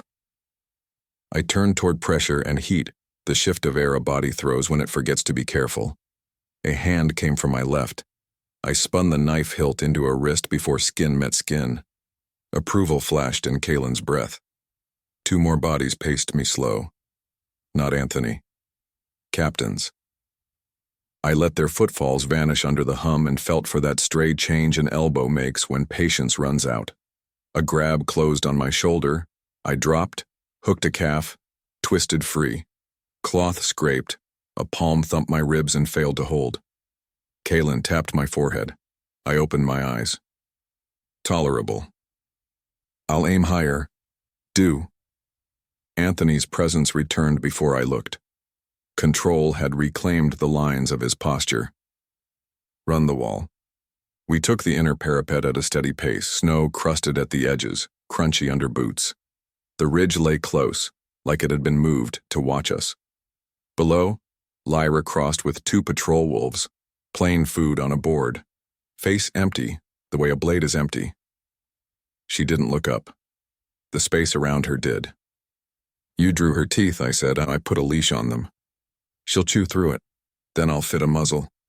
Wind took my hair and turned it into a pale flag. He tucked one strand behind my ear without making it an event. It still felt like one. You're pushing me, I said, and I'm building you. You're building what you want.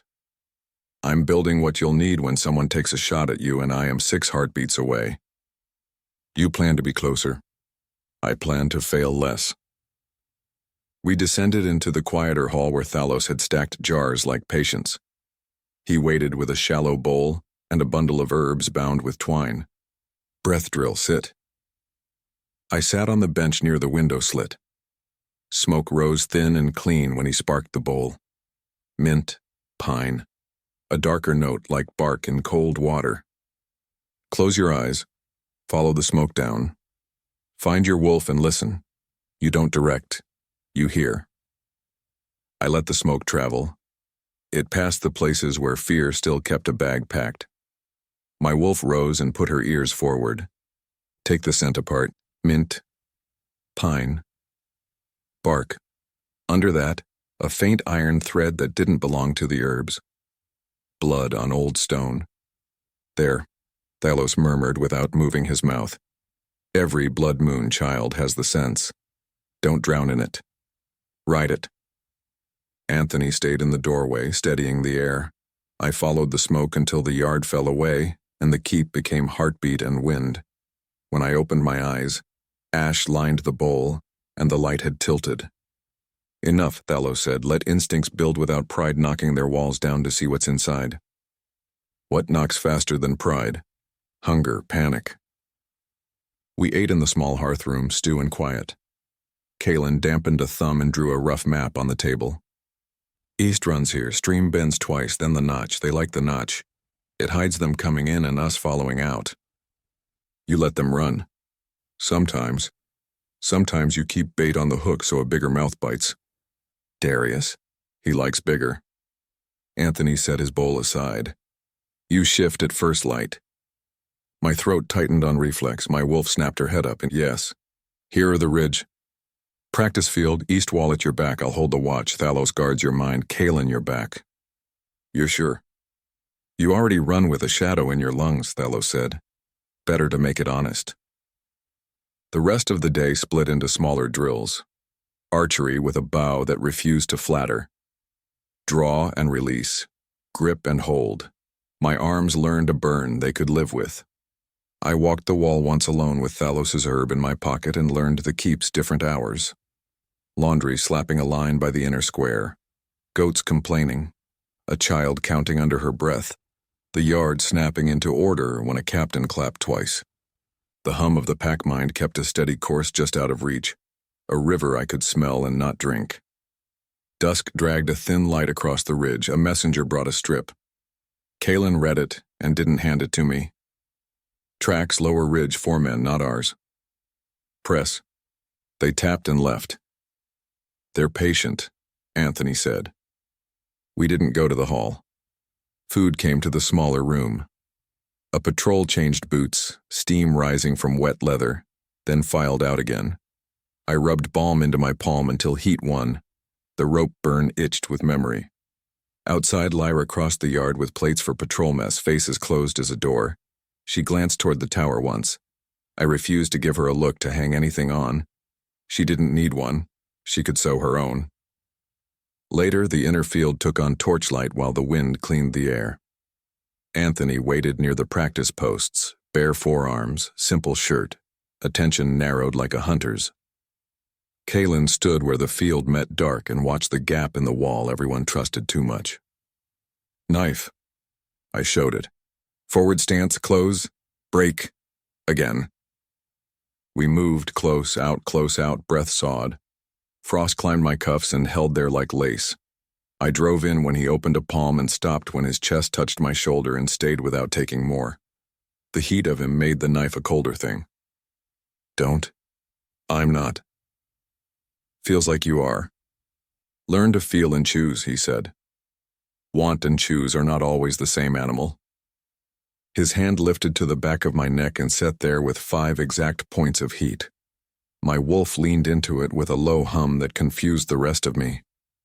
Breathe. Back into your body, not into mine. I did. The knife stopped being a symbol and went back to being a tool. Again. We worked until the wind bit knuckles and stars claimed their share of the sky. When we stopped, he didn't step away. He tilted his forehead to mine and let the breath between us even out until it wasn't an argument. Dawn, don't touch me when I shift. I won't. You will want to. I will, I won't. Kaelin coughed once, polite. I stepped away first. Anthony let me. He picked up his cloak and didn't set it on my shoulders, though I felt the thought move through him like a hand underwater. On the walk back, the keep hummed lower, doors latched, fires settled. My wolf pressed close, bright and awake. We'll run, we will, you'll smell him over everything. I already do, you want that, and I want to live. Both true? She said, satisfied. In the tower room, the cold met me first. I shut the shutters, drank the water someone had left, and stood in the middle of the floor until my heart accepted a slower rhythm. The knife slid back into its quiet place. I thought of Lyra's closed face, of Darius counting the beats between our movements, of Thalos's smoke, of Kaelin's patience, of Anthony's hand at my neck drawing a line that felt like promise and warning at once. At dawn, I would give the wolf her turn. I lay with the cloak over my legs and eyes on the ceiling until the lines blurred. The keep breathed. The link hummed. Somewhere beyond the ridge, men kept their courage whole for another night. Somewhere under this roof, a woman adjusted the teeth on a plan. I told my heart the rule I could keep. Purpose before pride. Sleep took it and held on. Dawn bled a thin silver into the inner field and turned every breath into smoke. Frost rhymed the practice posts. The east wall hunched behind us like a waiting animal.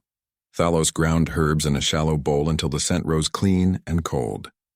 Kaelin checked the gate twice, then stood where torchlight met the first light and let his eyes do their quiet circuit. Anthony waited with his coat off and sleeves rolled, attention narrowed to a razor I could feel on my skin. Here. I stepped into the circle the shaman had traced with ash. The knife lay on a folded cloth within reach. My palms were dry. My mouth wasn't. The promise I'd made not to run still sat hot under my ribs. My wolf pressed close, head high, excited and calm in the way only animals manage. Thalos held the bowl at my chest. Breathe. Mint. Pine. Bitter bark. The smoke met my throat and found the places fear had kept ready for leaving. It moved past them without stopping. Heat gathered under my sternum, not pain yet, more like pressure, as if something too large had been folded small for too long. Do not fight, Thalos murmured. Do not rush, let her have the reins. I'm here, I told the part of me that was already moving toward a door only she could see. Yes, my wolf answered, pleased now.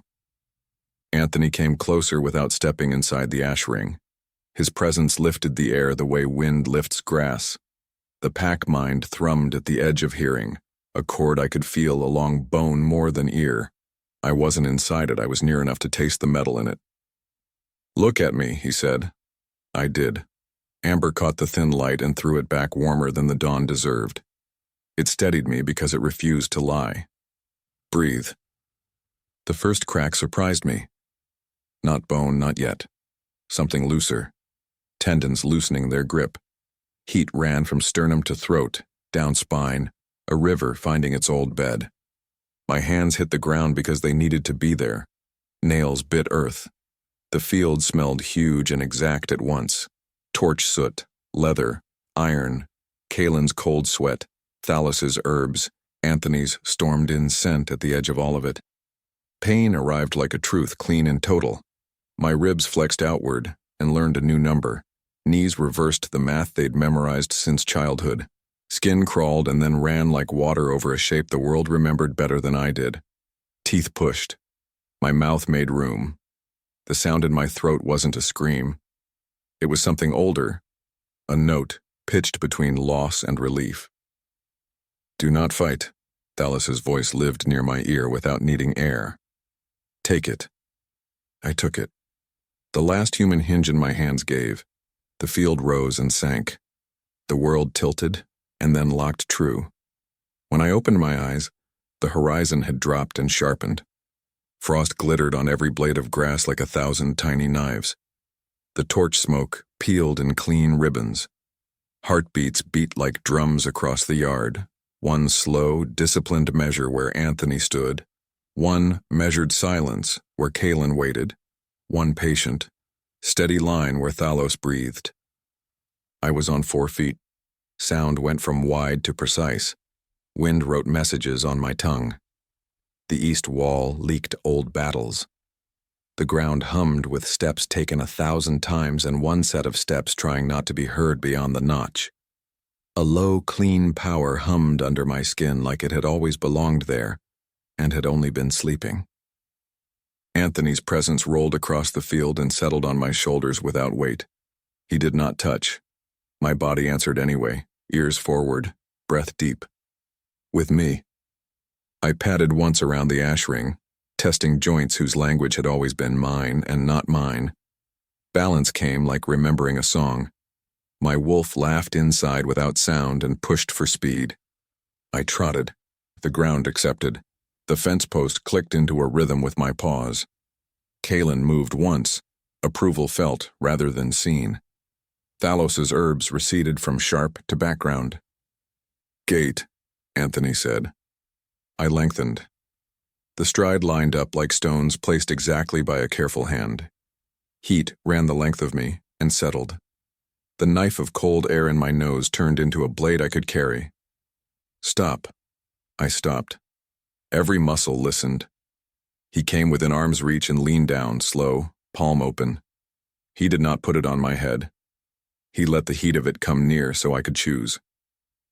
"Smell." I took him in properly. Leather, iron, pine, cotton cloth. The unique metal-warm scent of him that had already begun to live in the part of me that kept maps. A low hum lifted under my breastbone in answer. I stepped back because I remembered who I was. He let me. Kaelin's head turned a fraction, then stilled. The wind shifted a hair, bringing a thread of ash and something thin and copper from beyond the ridge. Not near. Not yet. My wolf's ears tracked, then returned. We both knew the world without looking. "Run the edge," Anthony said. "No farther than the second post." I ran. Frost leapt and broke under my pads. The first turn cut too close. The second carved clean. Joy arrived not as a shout but as a surety in muscle and bone. When I braked, dirt scrabbled, power keened along tendons and waited for permission to spend itself again. A low cord rolled out from Anthony and went into the wall and along it. A command shaped without words. It brushed my skin and made all the small hairs rise. The pack answered at a distance, bodies shifting places I couldn't see. The field learned a more vigilant quiet. "Come." I came. He walked me, a slow line along the fence, letting me take the wall's story piece by piece. Old pitch. New mortar. A wolf hair caught on a splinter. The faint rank edge of old fear at the postern where I'd slipped out nights ago, thinning now under too many honest feet. Smell that? I huffed at the wood. Myself and not myself. A warning held there and already fading. "Yours," he said, "not anymore." A gust carried new information.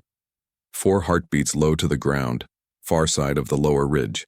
Leather, iron, the sour oil of men who don't clean their gear unless they need to hide the smells. They tested the edge, and then withdrew a step. Not running, not brave. The patience of men sent to count. Kaelin's eyes cut to mine even though he could not be sure what I was reading. He felt the change in me anyway. "Hold," Anthony said. My legs wanted to spend themselves on the slope and the scent and the rightness of being an animal made to close distance. The word turned that want into a line drawn in chalk. I held. Again. Softer. "Hold." The pull obeyed. The desire didn't die.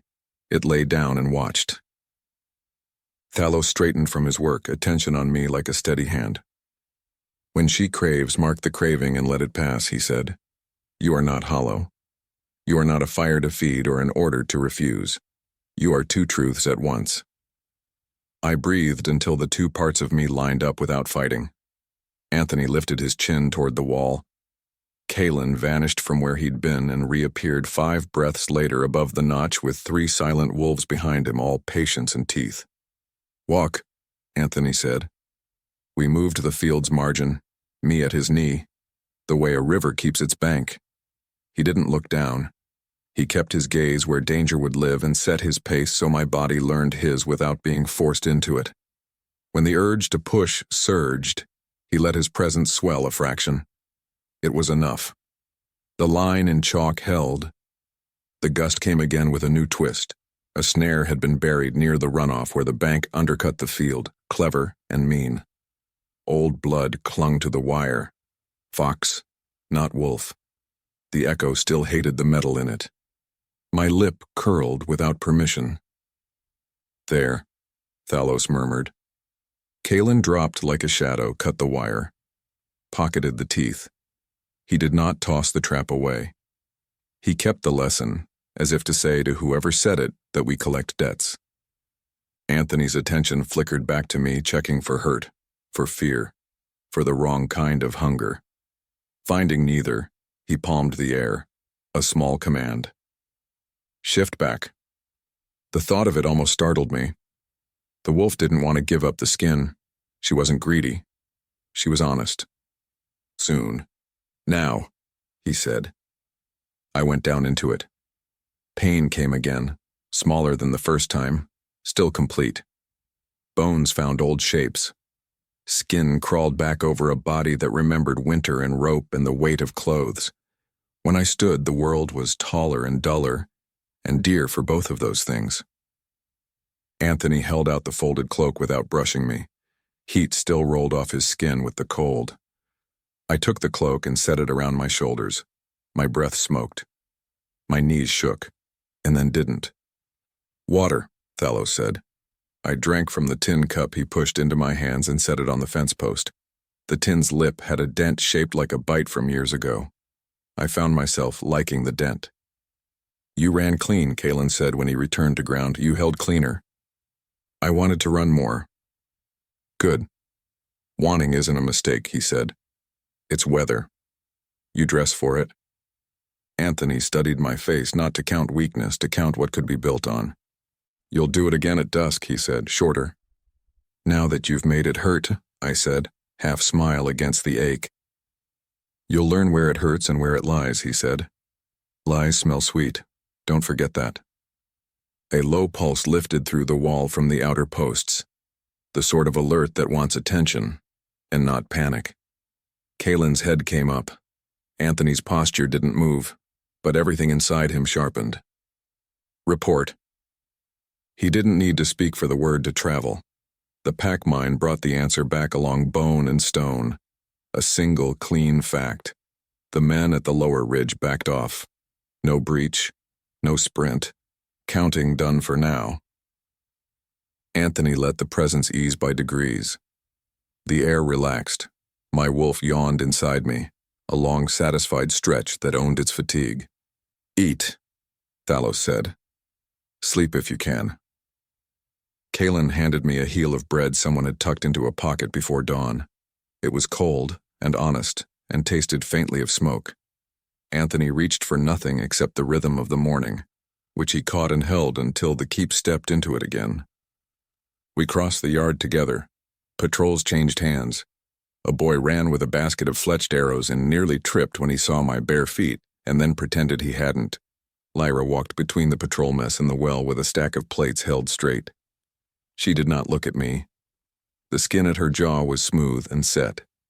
Resentment doesn't always show as fury. Sometimes it becomes mathematics.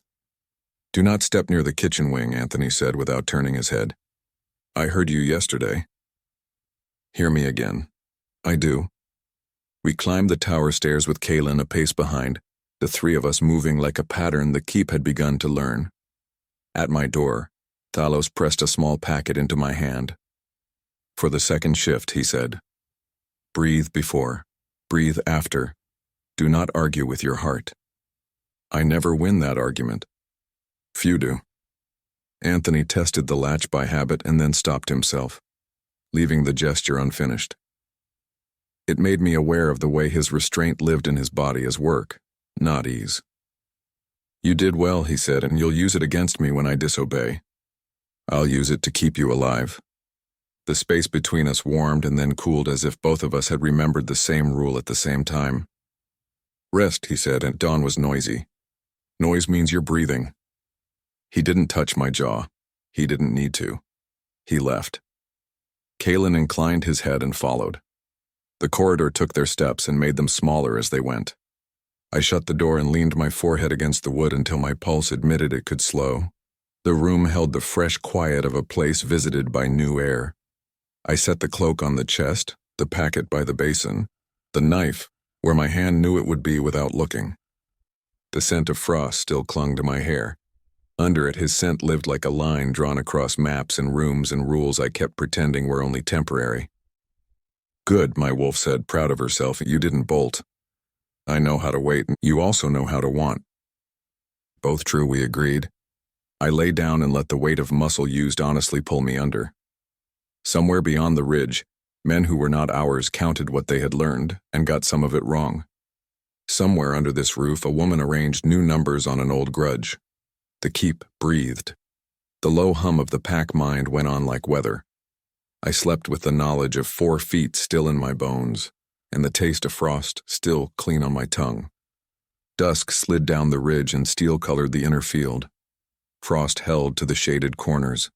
Torches leaned in the wind and snapped. Thalos crushed herbs in a shallow bowl until the scent rose clean and cold. Kaelin checked the gap by the east wall twice and then once more. Anthony stood with sleeves pushed back, still and pared down, attention tight enough to prickle my skin. Here. I stepped into the ash ring. The knife lay folded in cloth within reach and not needed. My palms were dry. My mouth wasn't. My wolf pressed close, sharp and steady, like a runner at the line who knew the road by heart. Thalos lifted the bowl. Breathe. Mint. Pine. Bitter bark. The smoke met the corners where fear keeps a bag packed and walked past them. Heat gathered under my sternum, not a stab, a slow push, as if something too large had been folded small for too long. Anthony didn't cross into the ring. His presence filled the space anyway. The pack mind rode low along the wall, tighter than at dawn, a drum wrapped for travel. Wind from the notch carried a thin iron thread and set it aside under soon. Now, Thalos murmured. The change took me like tide overdue. Hands widened. Nails asked earth for purchase. Spine bowed and found a shape it preferred. Pain came honest and left fast. Grass rose to my nose. Smoke split into clear strands. Heat ran along muscle with clean intent. My wolf filled the skin and laughed without sound, the relief of water finding downhill. Anthony's scent hit my tongue and steadied the surge. He held a hand near without touching. Heat offered, command kept quiet. With me. I circled once to feel the joints speak their fluent language, then trotted to his knee. Balance returned in a step. He walked the fence. I matched the line. Kaelin's gaze clicked from the gap to the ridge to me and back, the metronome other people use to keep time. Smell the wall. Pitch new mortar, fear-worn thin, my own mark at the postern shrinking under too many honest boots. The east pulled like a rope over a pulley. 4 heartbeats out there again. Patient, counting. Hold. I held. Want didn't die. It learned a shape and sat there, chest open, ears forward. We took the edge until the pull thinned and folded back into readiness. Thalos's smoke went pale. Kaelin's head turned a hair left, and then stilled. A different scent lifted from the kitchen wing and moved the wrong way. Not toward mess. Toward the well. Anthony's jaw tightened by a fraction. He didn't glance aside. If he turned, the ridge would take it as invitation. Kaelin. The answer lived in the way Kaelin disappeared and reappeared as presence near the well, then flared, then flattened. A quiet exchange I couldn't hear and still felt. Anthony lowered his hand. Stay on me. I stayed. We walked beneath the inner wall, torches shouldering wind.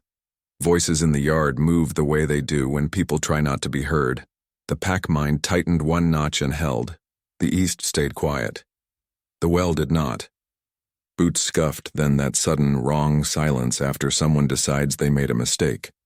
Wrong root breathed up, out of the cold air, then a human fear too sharp to fake. Kaelin's steadiness surged near the well. He didn't need help. Hold, Anthony shaped for the whole yard, not only for me.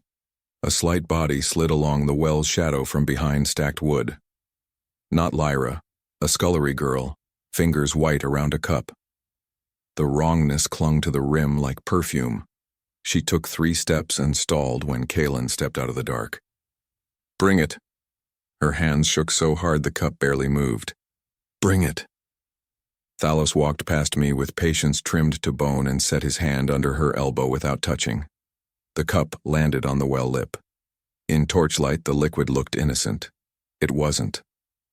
Thalos breathed over it, flicked powder, watched the bloom go pale and sink, then nodded once. Kaelin slid the cup aside with a strip of leather and handed it off. The wrong smell went with it. They said it was for a toast, the girl whispered. Who? A hand through the door. Anthony kept his eyes on the east. I felt the choice settle inside him like weight over a hinge. He let Kaelin hold the inside line so the ridge would stay rumor. Back to the scullery, Kaelin told her. Don't carry what you didn't watch poured. She ran. Thalos stayed near the well, calm as a winter pond. Kaelin set 2 guards in the passage and came back to the wall with speed that left no sound to track. Run the edge, Anthony said to me, quiet again. 2nd post and back. I ran because I wanted to and because I was told. Frost leapt under my pads. The 2nd post came fast. I cut it clean and braked at his knee with power stacked and ready. His chest told the truth in its measured beat. No praise, no need. The ridge sent a small push of scent like a question. Kaelin's group absorbed it like cloth takes a spill and returns no mark. The push withdrew, thinning, elsewhere. Anthony offered his hand again. I put my nose near and took him in like a map I meant to keep. Heat hummed along my ribs in answer. Thalos's calm spread like a wide circle over the field and sharpened the quiet. Shift back. My wolf didn't want to give the skin yet. She wasn't greedy, she was honest. I promised her another run. She believed me. Bones found older math. Skin closed over human heat. The cold bit hard. Thalos had the cloak ready. I wrapped it. My knees shook and then forgot. Kaelin returned and read my face the way a scout reads tracks. He nodded, as if a bet he'd placed on me yesterday had paid again. Again at first bell, Anthony said, you're turning me into habit. I'm turning you into someone who lives when habits break. I ate because Muscle asked and because he told me to. Bread, stew, a winter apple. The small hearth room held heat and the soft sound of boots drying near coals.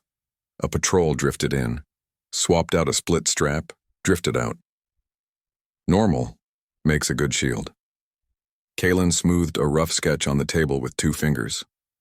East, then south, then east again. Same hand correcting. Darius, I said. He schools men to count pauses, Kaelin answered. They'll try to step into one. They won't, Anthony said. Not if the kitchen stops lending them hands. Kaelin added, dry. Thalos poured hot water over a pinch of herb and slid it within reach. For the heart. I hear it. I hear it too, he said. Let it do its work. Lyra passed the door with folded cloth. She didn't look in. The line at her jaw had the calm of someone who has already redrawn a map. You won't step near that wing, Anthony said to the room, eyes on the east sketch. I won't. You won't drink if you didn't watch it poured. I didn't plan to. You will watch men who bring anything to a woman when the hall is loud. Noise makes hands bold. Who taught you that? Everyone who tried to kill me. The room held the words without flinching. Kaelin's mouth almost remembered how to smile.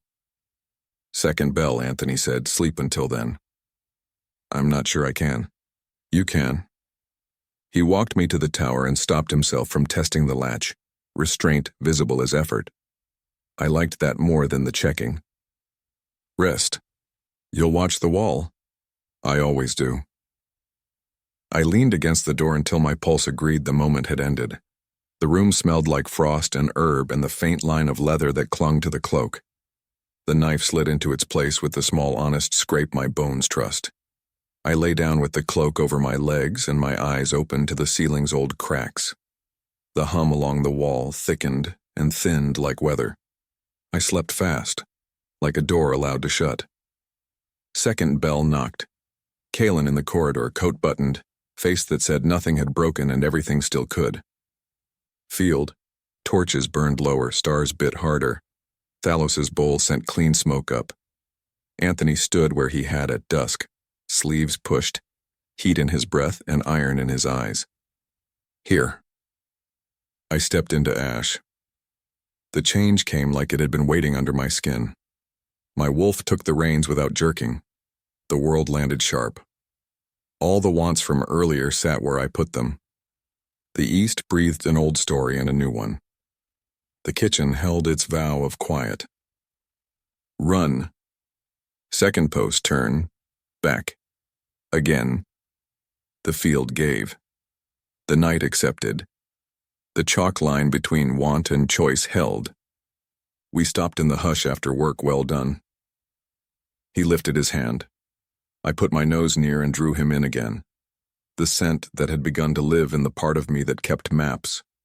The hum under my ribs answered the way it always did now. Enough. I shifted back. Smaller pain. Cleaner math. He offered the cloak. I took it. Cold kissed the place at my throat his breath had nearly warmed in other moments and never did. Good, Kaelin said, not hiding approval. She'll live. I plan to. Make it easier for the plan, Thalos said. Sleep. We left the field and the night closed behind us like a book you know you'll open again at dawn. In the corridor, Anthony matched my stride as if the keep had chosen to pace us together. You're holding. So are you. I always do. Not always. He glanced sideways and let that truth stand without defense. The space between us warmed for a breath. The world asked a question I refused to answer. Not yet, I said. Not yet. He returned. The word steady as a vow he allowed himself to keep.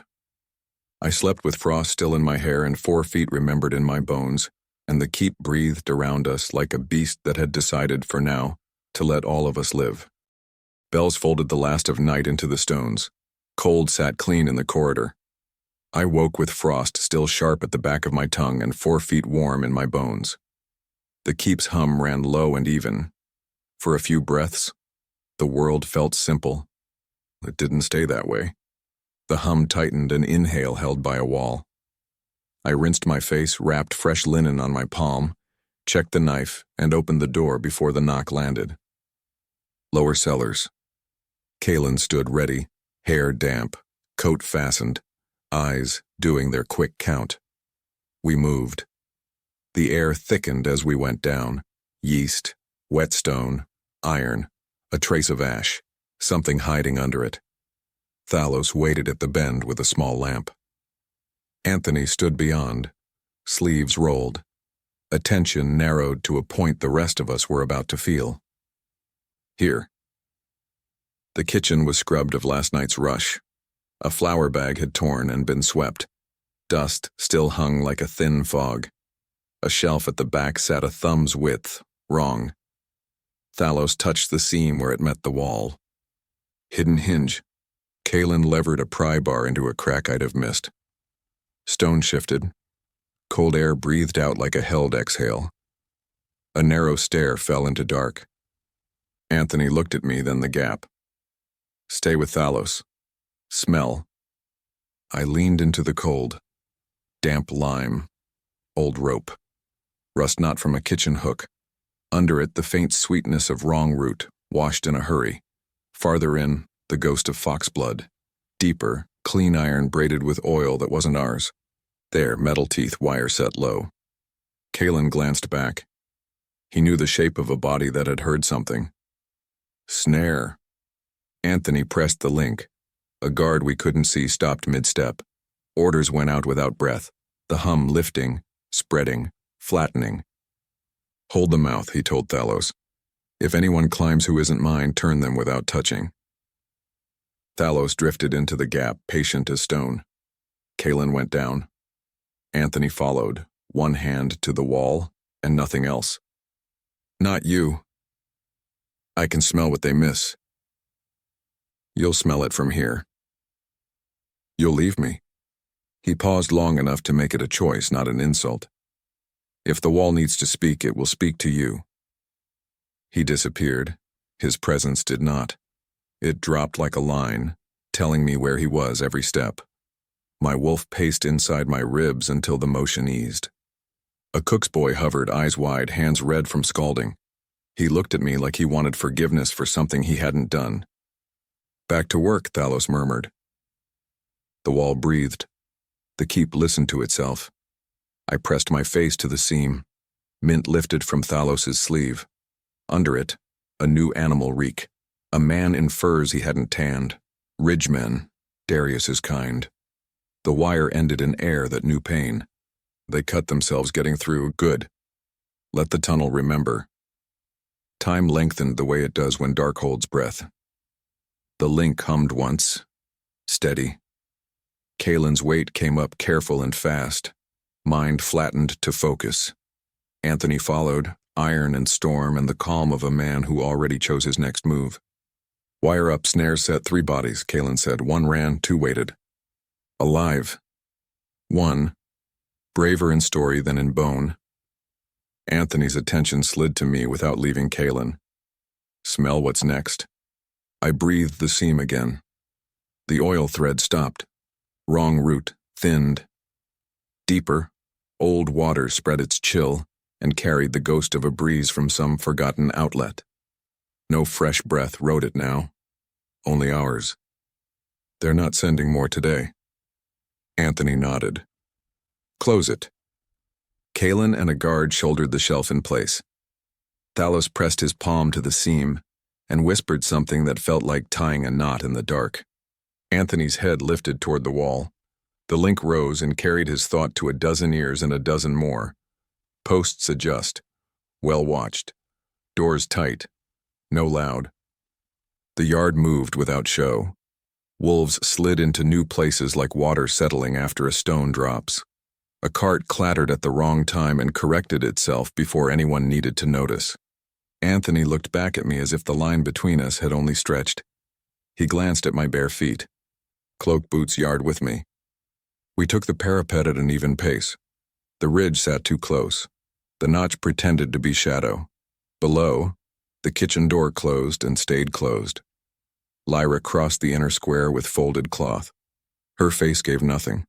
Her scent line cut to the patrol mess and didn't waver. She has hands left. She has pride left. Same thing. They make different fires.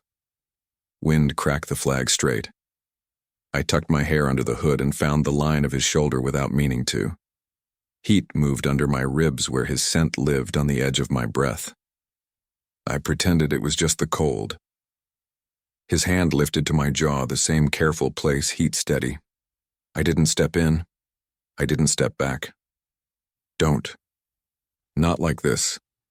He let the hand fall to stone, knuckles pale with something he wouldn't spend. A runner climbed with a strip rolled tight. Kaelin read it and kept his color. Tracks at the South Farms, a lamb taken, no bodies, marked trees. Claws or blade? Claws. Small. Send Derry and Lot. If it's a test, they won't walk into a river. The link carried the order clean. The keep adjusted in small movements that had everything to do with living and nothing to do with ceremony. We stood until the air flayed the soft skin under my jaw and the ridge chose distance for another hour. Anthony moved. Walk. We circled the wall. On the west, the yard sounded different. Goats complaining, a child counting, a hammer set to calm instead of call. Normal on purpose. At the north turn, a young warrior braced too hard at his post. Anthony paused. Eyes, not everything. Yes, Alpha. You'll see less if you freeze your lungs. Yes. Breathe. Color ran back into the boy's face. We left him steadier. My wolf approved. He won't let them be foolish and he won't let them be dead. Inside, Thalos had gathered a handful of elders in the small chapel off the hall. They stood like men told the ground had changed. Old aqueduct, one said. My grandfather's mouth went dry telling it. Bricked, I thought. It is, except where men kept it. Men like Darius, another offered. Men like anyone who thinks secrets are tools, Thalos said, mild, and half the room flinched. Anthony waited them out. Law holds. Tunnel's close. If you know a hole, tell Kaelin today. If you used one, tell him first. An old woman with snow hair lifted her chin. Shame a person and they'll stop talking. I won't shame who speaks, he said. I'll break who lies while men lean on our walls. She measured it and nodded. The room breathed again. We left them to count. In the passage, he matched my stride without looking like he tried. He kept his hands to himself. I could feel the effort like heat he refused to spend. You want to run? Yes. You'll run at dusk, field, second post, back. You turn desire into drill. Desire is where wolves die when they stop counting. We ate in the small hearth room. The hall felt like a stage. Neither of us wanted an audience. He didn't feed me. He made sure there was food. My wolf made a tally I didn't ask her to make, satisfied and annoying at once.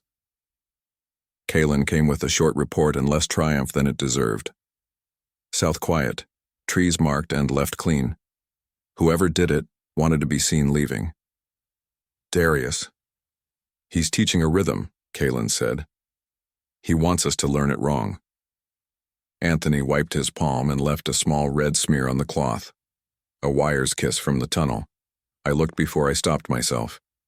He lifted his hand as if to hide it, then let me see it like he remembered his own rule about honesty. Let me. Thalos will scold you for spending coin on scrapes. Thalos can scold me later. I wrapped the line with a strip of my linen knots flat. His breath stayed even. Mine did not. Heat moved under my tongue. The room held still and refused to pretend. He glanced at my mouth, and then didn't. Enough. Enough. We broke the moment before it broke us. Outside, the link lifted and set down. Patrols crossing and counting until knives started looking like twigs. By afternoon, the keep found a new version of normal. Doors latched, wells watched, steps learned. I walked the inner yard with Thalos's herb in my pocket and listened to how sound changed at corners. Lyra passed with a pail and didn't look, which is its own kind of look. Two girls whispered and stared at my feet until I gave them a thin smile. They flushed, then grinned at each other like they survived being seen. Dusk bruised the ridge, torches lifted. We went to the field. Smoke rose clean. The ash ring held shape my body trusted. Anthony waited with sleeves rolled, iron in his eyes. Kaylin watched the gap. The pack mind ran a low cord along stone. Here. I stepped into ash. The change came easy, still sharp. 4 feet met ground. The night accepted me. We ran the line, second post, back. Again. The field gave. Want stayed in its chalk circle. Choice held. He lifted his hand. I put my nose near and mapped him again, because maps keep you alive. The hum under my ribs answered, not hiding. Good. I shifted back. He held the cloak the same careful way, not touching unless I chose. I took it. The night bites. I'm not proud enough to pretend it doesn't. We crossed the yard under torch bands. He matched my stride. I matched his silence. Tomorrow, he said at the tower door. Council at first light. Elders, captains, forge master, miller, you, me. Someone will say you shouldn't be there, I will say otherwise. They won't like it. They'll live. You make many men live with things. I plan to. I stood with my back against the door and cold on my cheeks and measured how far I could go without lying to either half of myself. Not far. Far enough. Not yet. Not yet. I slept with ash and pine in my hair and 4 feet still bright in my bones. The keep breathed. The wall hummed. Somewhere beyond the ridge, a patient man miscounted on purpose. Somewhere under this roof, a careful woman drew a line and called it safety. I dreamed of running, and woke with my hand on the knife, and the exact heat of his palm at my jaw refusing to leave. First light found the hall stripped of feast and set for argument. Benches pulled in close. The forge master smelled of smoke, the miller of river and flour. Elders stood like posts that remembered worse winters. The pack hum ran steady under it all, the mind link a low chord. When Anthony stepped in, noise thinned as if wind pressed a hand over it. Kaylin took the door. Thalos set his staff aside and folded his hands. I crossed the stone and felt every gaze count me as I sat to Anthony's right. A man near the end lifted his chin without looking at me.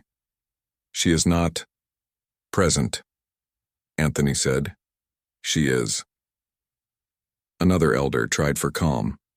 Council is pack business. Then listen to your pack, Thalos answered, mild enough to sting. The winter in your blood won't thaw while you pretend the hinge isn't in the room. The old woman with snow hair studied me with a candor that felt like a palm on my sternum. Do you understand what you are? I know what you fear I am. Good. Fear keeps fools from breaking the tools they need. Anthony did not sit until the room remembered to breathe. The link lifted and settled. Discipline, not theater. He set the first stones. Tunnels found and closed. Wire in the dark. A child's hands used at the well. Tracks near the South Farms. Claws not blade. Small marked trees. No bodies. Darius teaches rhythm, Kalen said. He wants us to learn it wrong. We won't, Anthony said. We shut mouths and shorten his steps. The forge master leaned on his fists. Stone we can do. Braces, grates. If the old channels were salted a lifetime ago, the earth keeps secrets. Secrets do not keep you, Thalos said. People do. Eyes cut down the table. Lyra slipped in along the wall, carrying folded cloths as if the room had asked for linen. She kept distance better than most warriors. Her mouth held patience that bit. A runner came with a strip. Kalen read it and let no triumph show. 2 trees scored along the north path. Faint. Only fox scent and old. Who profits if we leave the hall? Anthony asked. The one waiting for us to open it, Kalen said. The old woman lifted a hand. Walls matter. So does the moon. When she is next fat, we keep the moon fast. 3-fold proving. Pack, land, enemy. She stands in it.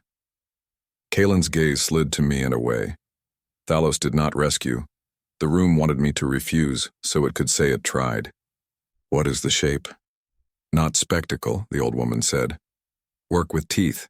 She carries the mind link without drowning us in her shadow. She recalls a buried path the land still holds. She faces a blade that belongs to the one who would gut us. Not kill or be killed. Stand. Hold. Choose. Under the moon. If she chooses back, winter thaws. Lyra folded a cloth with care. Or your curse keeps you honest. Perhaps winter is safer than what happens when he gets what he wants. Anthony's attention did not move to her. No one gets what they don't earn.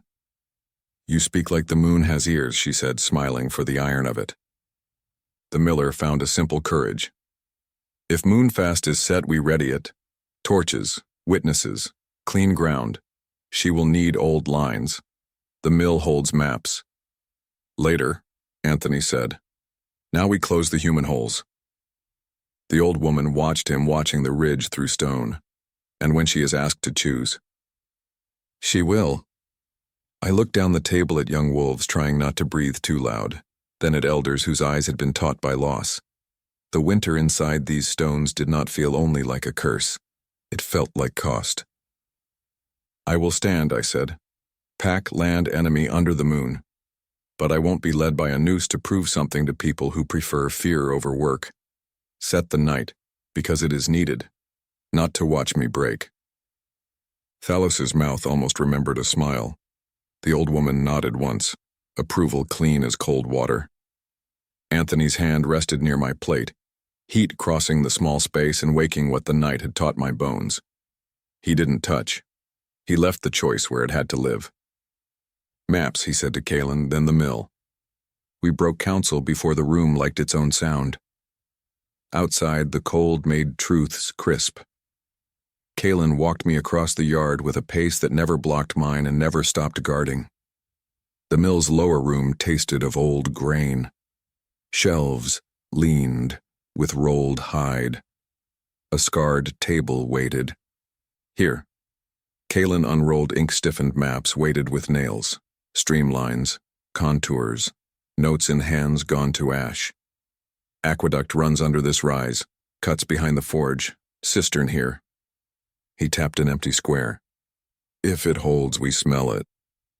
I breathed past flour and oil, past leather and Kalen's soap. Stone cooled the back of my throat. Old water answered from a depth where candles fail. Not a full cistern, a wet seam. And there, metal rot and fox memory where the line thinned. North corner of the mill, I said. A seam. Wire once. Teeth gone or shifted. I want stone over it. You get stone, Kalen said, before night. He moved faster than he seemed to. Thalos waited on the steps like a man who had always been there. He watched my face the way you watch weather. You tasted it. Enough. Do not drink more than you can put down, he said. You are not the river. Tell that to the part that wants more. Tell it after sleep. Hunger pretends to be truth when you're tired. Anthony filled the doorway without entering. Heat from him sat a foot into the cold. His eyes found me and stayed. Walk. We took the parapet. Men hauled stone to the mill's corner and set it with a speed that belongs to people who know which jobs matter. The mind link hummed tight enough to prickle skin. I wasn't inside it. I could taste the metal in it. He matched my stride. I hated that it steadied me and loved it anyway. You will have the tower key, he said. The words hit like sudden heat. He didn't show metal like a trophy. He set the fact down and waited for truth to follow. You like locks? I like laws, he said. Lock if you want, open if you choose. If you leave the inner yard without me or Kalen, I find you. If you run, I drag you back. Ownership dressed as law. Law is a promise I make to your enemies, he said. Ownership is what they think they gain if you ever walk where my law doesn't hold. The truth bit clean. My wolf flicked an ear as if to say he could keep that sentence. Give it. He took the small band of metal from his pocket and set it in my palm so lightly it felt like breath. Heat passed from skin to coin and made a place I would remember longer than wise. Don't touch me to win, I said, though he hadn't. I won't. A messenger climbed, breath fast. Stone set at the mill, he told Kalen. Seam sealed by dusk. Good, Anthony said, and the word moved into the link the way warm air moves under a door. Afternoon wore its strict progress, drills, posts, bread. Kalen sent pairs and patterns that would read as chants from a ridge. Lyra crossed the square carrying water, as if she had always done it. She did not look to the wall or the tower. The kitchen door latched twice. Cups stayed within sight. When dusk came, the field recognized my feet. Thalos's bowl breathed clean. The ash ring held the shape my body trusted. We ran second post and back. No courage wasted, no lie told. Want stayed chalked where I left it. Choice held. Anthony pressed when I needed pressure, not a step more. Kalen watched the gap until watching became prayer. When I shifted back, the cloak warmed. The ground felt like a country I had earned. Thalos nodded and turned his face to the ridge. The mind link ran a low line along the wall, ready without shouting. We ate plain food and let normal hold what it could. The key warmed in my pocket with the memory of his palm pressed into metal.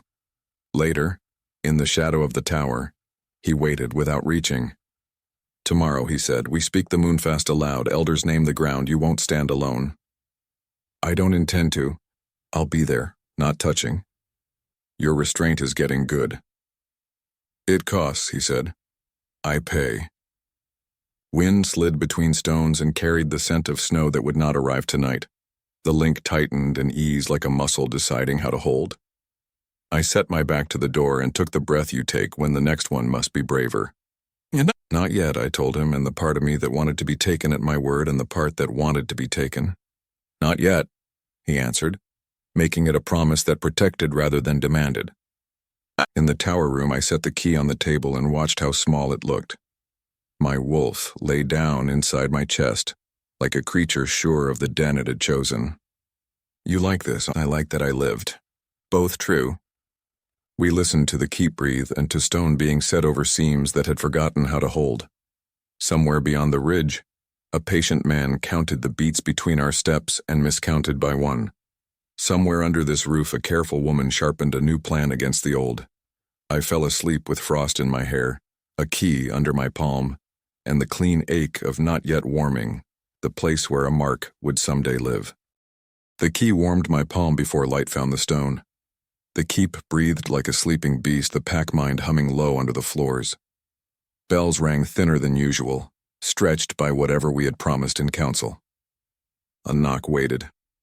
"Hall?" I pocketed the key, wrapped my palm, checked the knife, and followed Kaelin. The air held river cold and bread heat. Elders gathered at their thinking beam. Thalos stood where the light split the table. Anthony waited with his coat open, shoulders speaking before words did. "We speak Moonfest," the old woman with snow hair said. "Third night from now. Inner field. No song. No spectacle. Work, not watching. Threefold," she went on. "Pack, land, enemy." Thalos's voice ran soft as water. "Today we test edges. If she carries the link, she must cup it, not drown." Anthony looked at me. "With me." We crossed to the small chapel. Stone kept sound honest. A handful of wolves waited on benches, young and old, steady enough to help and strong enough to refuse if needed. Kaelin took the door. Thalos set a bowl beside a candle and rapped his staff once, more breath than noise. "Center, breathe, open a palm, not a gate." I did. The pack-mind brushed my skin in warm waves. I let the smallest latch swing. The hum sharpened. The forge counting blows. A goat arguing with a rope. A boy whispering numbers because he liked their shape. The pull wasn't a claim. It was an invitation. Wider, not all. I widened. The young warrior on my right caught his breath and settled. At the edge, something sweet and wrong crooked its finger. Wrong root wears perfume in the mind, too. Not that. I eased the latch half back. The wrongness searched and found no hold. Anthony's presence rose like a windbreak. He did nothing else. He became a wall. Good. One thread only. Hold it no thicker than hair. I chose the counting boy and sent the simplest word in the world. Here. His breath steadied. Surprise flickered, then smoothed. He didn't drown. A small, private smile. He pretended it hadn't happened. Let go. I let go. The hum stayed where it had been, near enough to borrow and give back. Heat slid along my neck. Not pain, just learning. Anthony's attention didn't touch me. It made space and refused to fill it. Kaelin's gaze skipped past us. He lifted his chin a degree and stilled.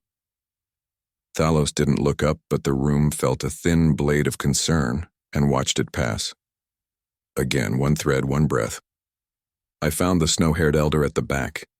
Her mind felt like winter sun on worked fields. I sent the same word. Here. A solid answer without motion. We let each other go. Enough, you cupped water. You didn't flood the table. The door shifted. A runner's strip landed in Kaelin's palm and left again.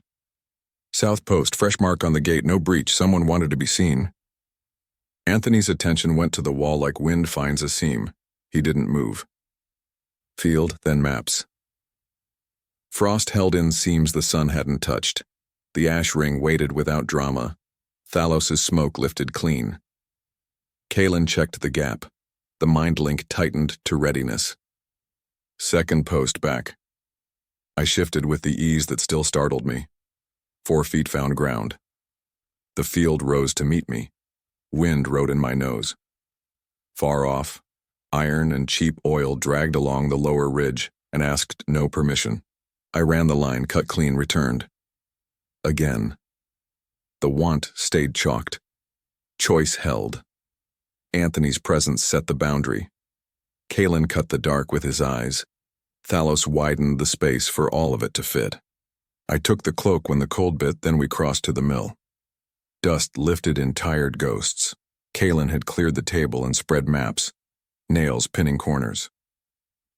Aqueduct under this rise, cut behind the forge. We set stone at the mill's north corner. Where else? West of the forge. Old line under the animal pens. Too wet to dig. Salt. River gate. There will be one more, Thalos said. There is always one more. I breathed past flour and oil. Stone cooled the back of my throat. Old water walked like tired feet. I followed it under the goats, through a place that smelled of old smoke and grief, along a seam that noticed me and didn't mind. The lift came under the granary's east wall with a metal tang. Teeth once. Not now. A memory held in damp. Granary base east, a seam with a story. You get stone, Kaelin said, before dark. We ate standing. Bread, soup, a wedge of winter cheese. Normal as a shield if you let it be. A boy ran by with nails and didn't spill one. Lyra crossed with a pail, set it by the patrol mess, walked away without a glance. Quiet can be duty. Quiet can be anger. Anthony watched the ridge with the patience he used on himself. The link rose and set down clean. Posts turned on a rhythm that would look like chants from a hill. Afternoon, he told me. Walk lines with Thalos. Learn clean stone versus lies. I take the outer sweep with Kaelin. At dusk, link again. Small cup. We trace the inner wall at a pace meant for scent, not speed. Thalos taught by pointing at what the world already said. Pitch, he noted at the postern. New mortar. Honest work. Bragging stone is a lie. Here, I said at a drain gate. Old panic. Men ran, he murmured. The wall remembers. It will let the smell go if you ask nicely. How do you ask nicely? You don't lie, he said, and you come back tomorrow. Dusk pressed the ridge, torches leaned. The ash ring held shape. I opened one palm to the link. The hum came and stayed small. There, if I asked, not drowning. Anthony set his weight near without pressing. Kaelin watched the gap like a prayer that refused to be fancy. Again. Second post, back. Again. The want stayed chalked. Choice didn't fray. When I shifted back, Cold found the place his breath had almost warmed and didn't tonight. A horn at the south post gave one short note and died. The link tightened, listened, loosened. No one moved. Tests teach rhythm, both ways. We ate in the small hearth room. The stew carried more salt and a bay leaf, bowls emptied at the same pace. He didn't look at my mouth. He didn't need to. Heat lives where heat lives. Kaelin set a glove on the table. A short knife lay inside. Teeth cut into its spine to tear on the way out. Pitch and ash smeared the leather. Pulled from the goat pen wall as if a builder forgot it. Darius wants us to find it. He wants us to expect this blade and miss the one behind it. Anthony considered knife and map without touching either. He counts wrong on purpose. We won't follow. The snow-haired elder stepped in quiet as winter. Moonfest in 3 nights. Eat, sleep when you can. Walk lines again tomorrow. The night will be cold and honest. Bring honest work to it. She left before anyone offered a chair. Thalos watched her go with a fondness that came from too many rescues to list. Later, the parapet cut wind into ribbons. Stars bit down hard. The key warmed my thigh through cloth. Anthony leaned on stone, eyes on the notch. He hadn't touched me all day. His restraint cost him. It showed as pale lines across his knuckles. You carried the link without drowning. It didn't argue as hard as I thought. It knows you. It knows I'm stubborn. That helps. We let the silence work. The ridge stayed quiet. The granary's east base took stone and settled. The kitchen door latched and stayed latched. You'll face a blade that belongs to the one who wants us dead, he said after a while. It won't be mine. I know. You'll want to go through him to spite me. I want to live. Want that more than any other want. His hand rose and set 2 fingers at my shoulder where cloak met skin, light enough to leave if I breathed wrong. Choose me. Not yet. Not yet. I set the key on my table and watched it look ordinary. My wolf curled like a creature sure of its den. You like this, and I like that I lived, and both true. The hum along the wall tightened once and eased. Patrols turned. Nothing broke. I slept until the dark changed by a hair, a clean cold threaded under the door. Not wrong route, not pitch. Snow carried through long grass. My wolf's ears went up. Up. I took the knife, palmed the key, and opened the door to thin blue. Footsteps had smoothed themselves to nothing. At the far turn, a chalk mark waited at knee height, simple as a child's game. A circle, a line through it, 3 dots. Kalen's breath reached me before he did. Message? Counting. From who? The patient one. He crouched, the chalk smeared like a lye meeting water. 3 nights. Moonfest. We stood in the cold corridor with a key in my hand and a promise under my ribs. The keep breathed. The wall hummed. Somewhere beyond the ridge, a man smiled because he thought he knew the time. Somewhere under this roof, a woman rewrote a plan and decided to wait. I pressed the key until its teeth remembered me. Not yet. Not yet. The chalk had smeared to a gray tear by morning, but the shape lived in my bones. 3 nights. We moved through the keep like people who knew a clock they couldn't see had started. The mind link ran close to the stones, a steady pressure instead of a song. I washed, wrapped my palm, slid the key into my pocket, checked the knife, and let the cold on the stairs finish waking me. Kalen waited at the foot of the tower, attention taking quiet measurements. We crossed the inner square past the granary's east base where new stone had dried into an honest line. Thalos had already chalked a circle at the field's edge, small as a coin. Cup, he said. I opened a palm to the hum. Warmth brushed my skin and settled. The forge beat in 7s. A goat negotiated a rope and lost. Somewhere a boy counted under his breath because numbers pleased him. I tasted the edge of the pack and didn't swallow it. Walk and hold, Thalos murmured. We paced the inner wall. The link stayed a thin thread through my ribs. When fear tried to steal it in one breath, I let it pass and didn't reward it. When pride tried to make the thread thicker just to prove it could, I ignored that too.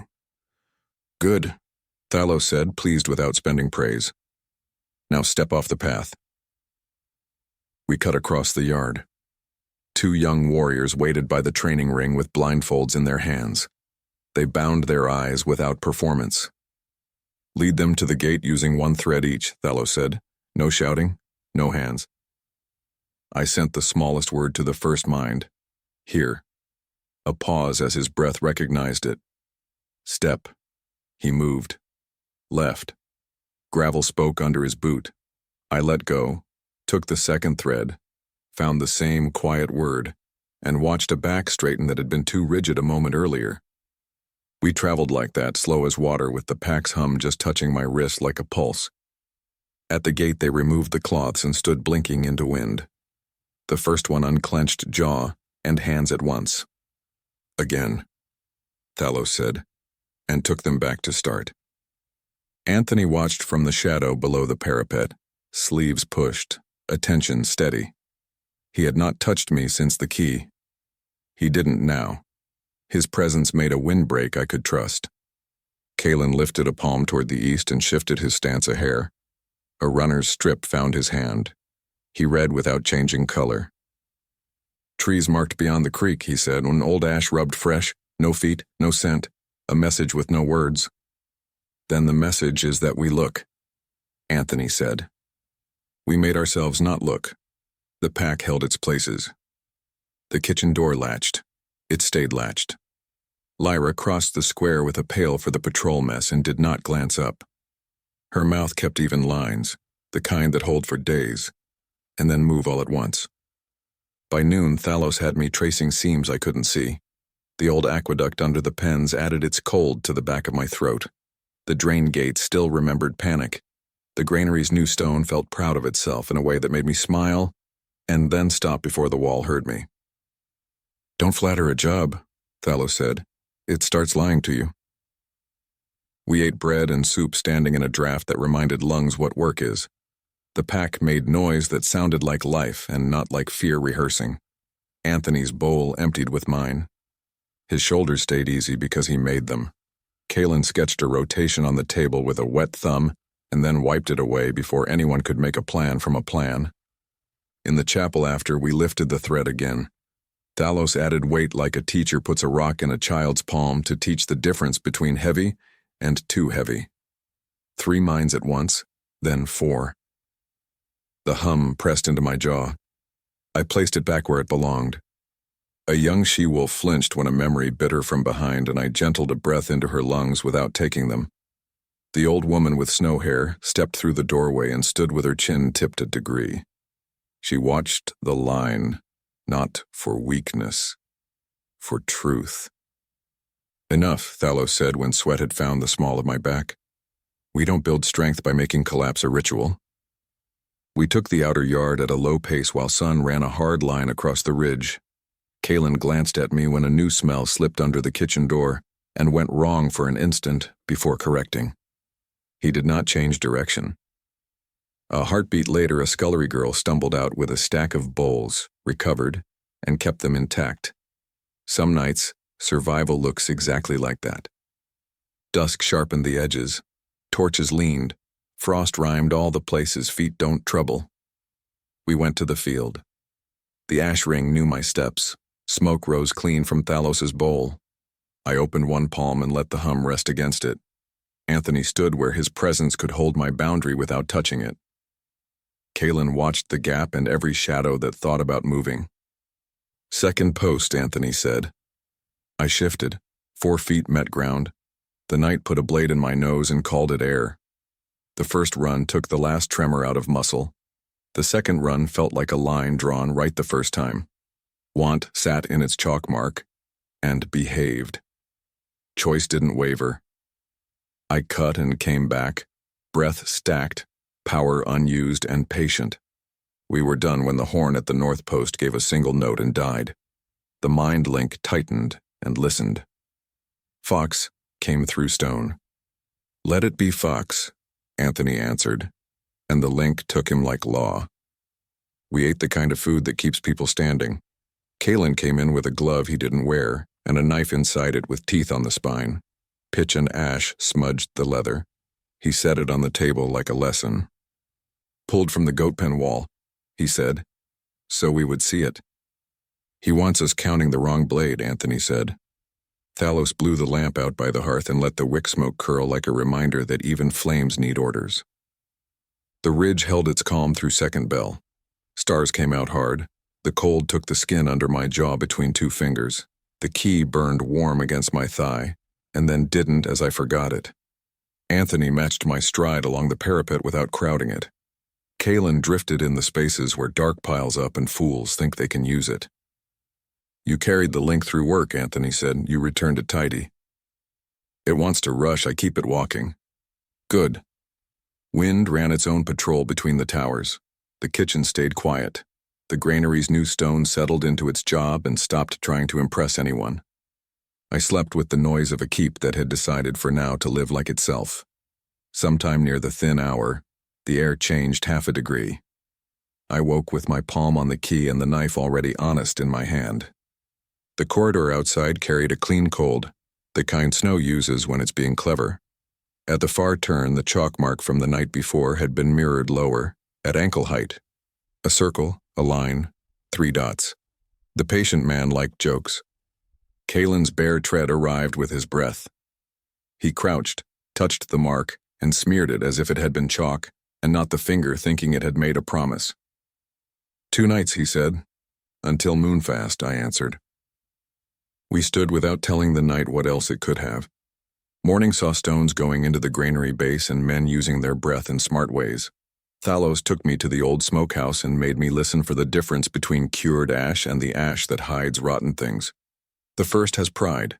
The second tries to be invisible and forgets that noses don't read vanity. We walked the seam under the animal pens until my throat felt like river rock. It connected to the drain and to a patch of ground where once a door had been and now wasn't. The wall remembered it anyway. I asked it to stop. It will take a second asking. Most things worth doing do. On the ridge, men who weren't ours marked a path with scrapes that pretended Fox had made them but got the height wrong. Kaelin ignored them. A small boy dropped a stack of kindling near the kitchen and did not cry when it scattered. Two older women gathered it with him and made a little joke that recorded itself in the air like a good coin tucked under loose boards.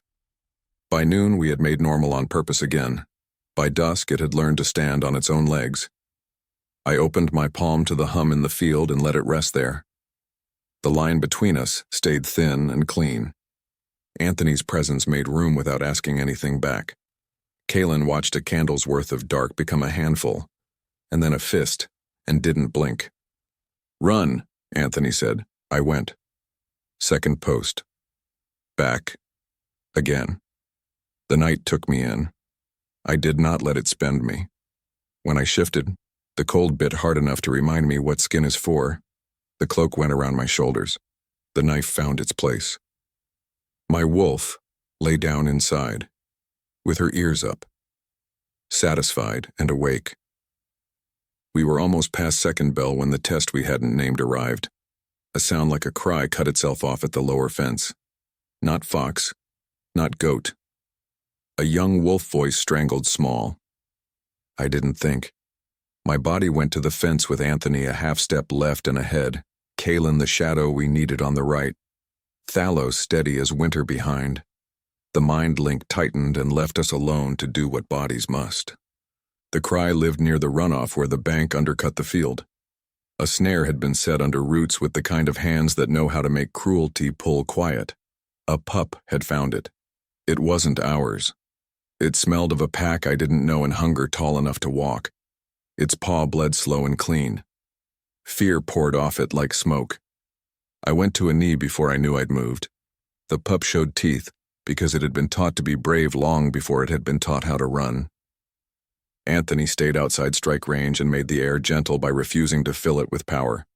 Kaelin cut the wire with a thin tool he produced from nowhere. Thalos breathed in and out to give the night something sane to count.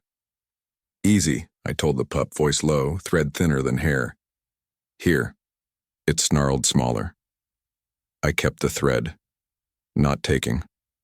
Offering. Anthony looked at my mouth and then at the paw. Kaelin eased the wire loose and did not look the pup in the eye while he did it. A wolf likes to keep some part of dignity when strangers hold its pain. When the loop fell, the pup tried to run and failed because running after fear ends badly. I set my palm under its chest without trapping it. It shook. We let it. Thalos wrapped a strip around the paw in two movements that left no edges to catch. "Go," Anthony said and made the command a gift instead of a warning. The pup vanished into brush with a sound like a leaf, deciding to stop pretending it was strong. We stood there watching a piece of cruelty decide it wouldn't own the ground it had been planted in.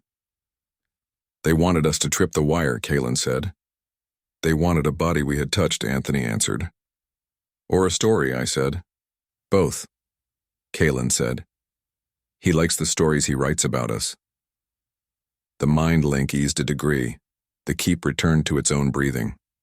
I realized my hand still shook under the cloak. Anthony noticed and didn't mention it. His restraint cost him. It always did. We went back across the yard when the torches had burned lower and the stars had learned their places. He matched my pace down to the inch and didn't reach. The key warmed under cloth and cooled again. A small coin that could still change a country. "Moonfest in 2 nights," he said at the tower door. "I know." "You'll stand," he said, sure without forcing it. "I will." "You won't stand alone." "I know that too." He lifted a hand and stopped it before it found my jaw. The motion made heat travel the same path anyway. "Tomorrow we set the ground," he said. "Elders mark it, you walk it. No crowd." Good. He went because leaving is also a discipline. Kaelin ghosted after his shadow. Thalos paused in the corridor and tapped the staff once like a man blessing a simple thing and refusing to use sacred words for it. In the room, I set the key on the table and watched it pretend to be ordinary. My wolf curled with her face on her paws and didn't sleep. Neither did I, not at first. The pack hummed. The wall answered. Somewhere beyond the ridge, a patient man edited his story and added a trapped pup to the part where he thought he knew us. Somewhere under this roof, a careful woman counted minutes she would spend as if time were coin, and she feared a debt. I lay still with the knife where it belonged and the ache of not yet warming a space under my skin I refused to name. We would test the ground in daylight. We would speak Moonfest aloud tomorrow night. The third night would be the one that changed us, or didn't. Choose me, my wolf breathed, not to him, to me, and I chose the work. It will have to be enough until it isn't. The third night came clean and cold. Frost edged the inner field. Elders marked the ground with ash, 3 arcs inside a wide ring. No song, no banners. Torches set back from the wind. The pack lined the wall, shoulder to shoulder, quiet like people who understand what a promise costs. Thalos touched my sleeve once. Work only. Anthony stood beyond the circle, sleeves pushed, nothing ornamental left on him. Kaelin took the gap, a still shape where the dark gathered. The key warmed my pocket and then forgot to matter. My wolf stood inside me with ears forward and a steadiness that felt like the ground had decided to help. The old woman with snow hair lifted her palm toward the sky and lowered it to the ash. Pack first. I stepped into the center. Thalos's bowl sent up a clean ribbon. I opened a palm to the hum and made it small on purpose. The link brushed my ribs like warm cloth. Forge blows counted out from the west. A child whispered numbers because he liked them. Fear pressed its soft mouth to the edge of the cup, and I did not feed it. Hold, Thalos murmured, and I held. Then I found one mind, a guard near the south, young enough to hide that his hands shook. Here. His breathing eased. I let go. Another thread, a woman with a scar along her throat, seasoned and watchful. Here. She answered without flinch and let me put the thread down. 3 at once, then 4, then the old woman herself, her mind like winter sun on a field that has earned every furrow. At the edge, something sweet and wrong offered itself as if kindness could have a bruise. Not that, my wolf said, amused. I turned the cup a fraction and watched the false taste slide off. Anthony never stepped into the circle. He became a wall where there had been wind. With him holding absence that steady, I could do the work that needed doing without drowning anyone to prove I could swim. Thalos tapped his staff once. Enough. His voice carried just far enough. Pack has its proof. She can carry a thread and she can put it down. No cheers. Wolves don't clap with their hands. They kept breathing. The cord along the stones eased and held. Land, the old woman said. We walked the ash to the north arc. Thalos set his bowl on the ground and ground a few leaves until the scent tilted toward river and iron. I closed my eyes and let stone cool the back of my throat. Old water moved under us like tired feet. It ran the line I'd learned, past the pens, through a place that still remembered smoke and grief, then up under the granary's east base where new stone had been set. It lifted again in a seam the maps had tried to forget, a thin memory under the chapel's low wall. There, I said. Kaelin's gaze cut to the chapel and back. Height? Knee. The stone is honest and the seam is stubborn. It will listen if asked right. Thalos's mouth remembered half a smile. Teach it. I walked to the low wall and set my palm on the cold. The seam lifted against skin, with a small pride at being found. Old doors like to be acknowledged even when they should never open again. I put the key in my other hand to remind my body what permission feels like, and pricked my wrapped palm on the knife's point until heat threaded through the cold. Enough to mark, not enough to boast, Thalos murmured. My blood touched stone. It took the scent the way dry earth takes rain after weeks of waiting. The seam tested the taste and then settled. Under my hand, the wall let go of the old habit of being a door. Not vanishing. Not magic. Work. Accepted. Kaelin nodded once. Approval careful, already turning to stone and hands and men to make it last, passed tonight. The old woman's chin dipped. Second proof. Enemy, she said, and the word stripped the field of anything pretty. From the notch, a small line of lanterns walked into view and stopped where the inner wall would hold any hurry useless. 10 men, leather stiff with cold. The one in front wore quiet like a coat. He held a short knife whose spine had teeth to tear on the way out. He let silence do the introduction. Darius. Kalen breathed without needing a voice. He didn't announce himself. He lifted the knife a finger's width, slow enough to be read by any wolf's eyes, and pointed not at me but at the ash ring, an insult and an invitation. He was the sort of patient man who likes seeing whether a promise cracks when watched. Anthony did not look at me. He kept his gaze on the line where danger lives. The mind link tightened without shouting. If I called, he would answer. If I didn't, he would let me spend my own courage first. I walked to the edge of the circle and stopped where ash writes its own law. Walk, Darius called, voice flat as a winter road. Or I send the first boy behind me to earn his teeth on your wall. Send him, Kalen said under his breath dry. Even his contempt took care not to spend heat. I stepped past the ash by 1 boot length, not more. Darius took 2 steps in answer, measuring me, the torches, the way the pack did not stir. Come, he said. You know the math. You were given. Be given again. I leave their granaries standing. Your math is wrong, I said. You keep miscounting us. You're a hinge, he said. I take you off your door. The house falls quieter. He came fast the last 2 steps, blade printing cold in the air. I didn't meet steel with skin. I met it with the thing Kalen had put into my muscles this last week. Small honesty. Weight down. Pivot. The knife-skinned cloth instead of bone. I closed on his wrist and found the wire scar where he'd cut himself on our snare. He yanked free, amused that I'd found it. He liked men who marked him. It made stories cleaner. He pressed again, a feint shaped like pity. I let it pass and cut his coat with my own short blade, a thin line that bled as much pride as it did blood. Kalen's men took his wolves at the edges with their own small honesty. 2 steps, a check, a push that became a fall. No one died. That wasn't the work. The work was standing and not breaking. Darius smiled without teeth. He tried a different blade, words made to open a door. Walk, he said, quiet enough to know it could creep under a rib. They'll live. You want a rogue, I said. You want me to smell wrong. The pack mind waited not to command me to be the thing I could use if I chose it. I opened 1 palm the way Thalos had taught and let my word travel. Here, it moved along stone and through lungs and back into feet. Wolves lifted their heads without moving their hands. Anthony's presence hit the link like iron warmed in a forge. He didn't push it into me.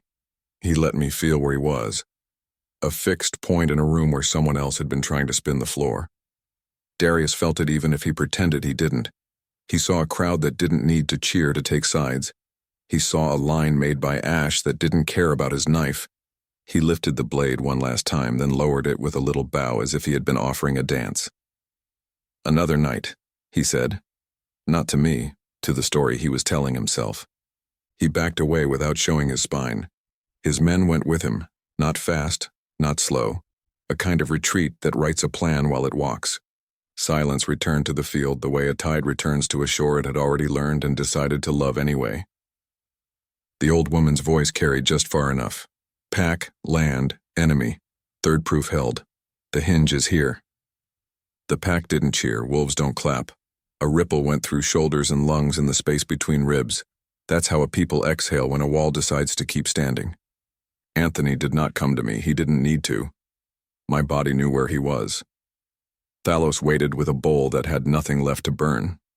Kalen watched the notch until it was only dark. The old woman looked at me like she had been counting something and had reached the last number. Choice has waited for you. Choose back. My wolf put her nose against my ribs and pushed once, not a shove, a reminder. I walked to Anthony and stood where ash and law and what we had refused lived together without arguing. He kept his hands at his sides as if touching would break the work. His eyes didn't ask. They made room. Choose me, he said, low, not a command. The same sentence he had been careful not to spend when it would have been cheaper. Yes, I said. Heat moved through me like light finding a clean line in winter. I turned my head and bared my throat, not to surrender, to agree. He stepped in as if the ground had ordered him to, slow enough for a wolf to leave if she had changed her mind. She hadn't. His mouth closed where teeth should have taken and didn't, a press that carried a promise through skin into blood. I set my hands at his jaw and answered where it belonged, teeth just under the skin, not to hurt, to write my answer in a language older than any we had used this week. The mind link didn't roar. It filled. A warmth rolled along the wall and into the stones and through 100 chests. It didn't need to be told what had happened. It recognized shape. My wolf leaned into his wolf and felt a door open that had been built long before either of us had names. You hear me? I sent along the thread that was ours now. Always came back quiet and fierce, and we didn't kiss, we didn't need to. What we'd given and taken didn't live at our mouths. It lived where law and blood had shaken hands. Kalen looked away like a man being polite in a small room. Thalos's mouth let go of its line of discipline and allowed a half smile, the kind you offer good weather. The old woman with snow hair nodded once. Final, as the way winter ends, when it is ready and not sooner. The pack stood and did not move toward us as if any of them had thought they needed to touch the heat to feel what had changed. They didn't. It had settled already into the mortar, and the muscle, and the air. Anthony moved first because leaving is also a law.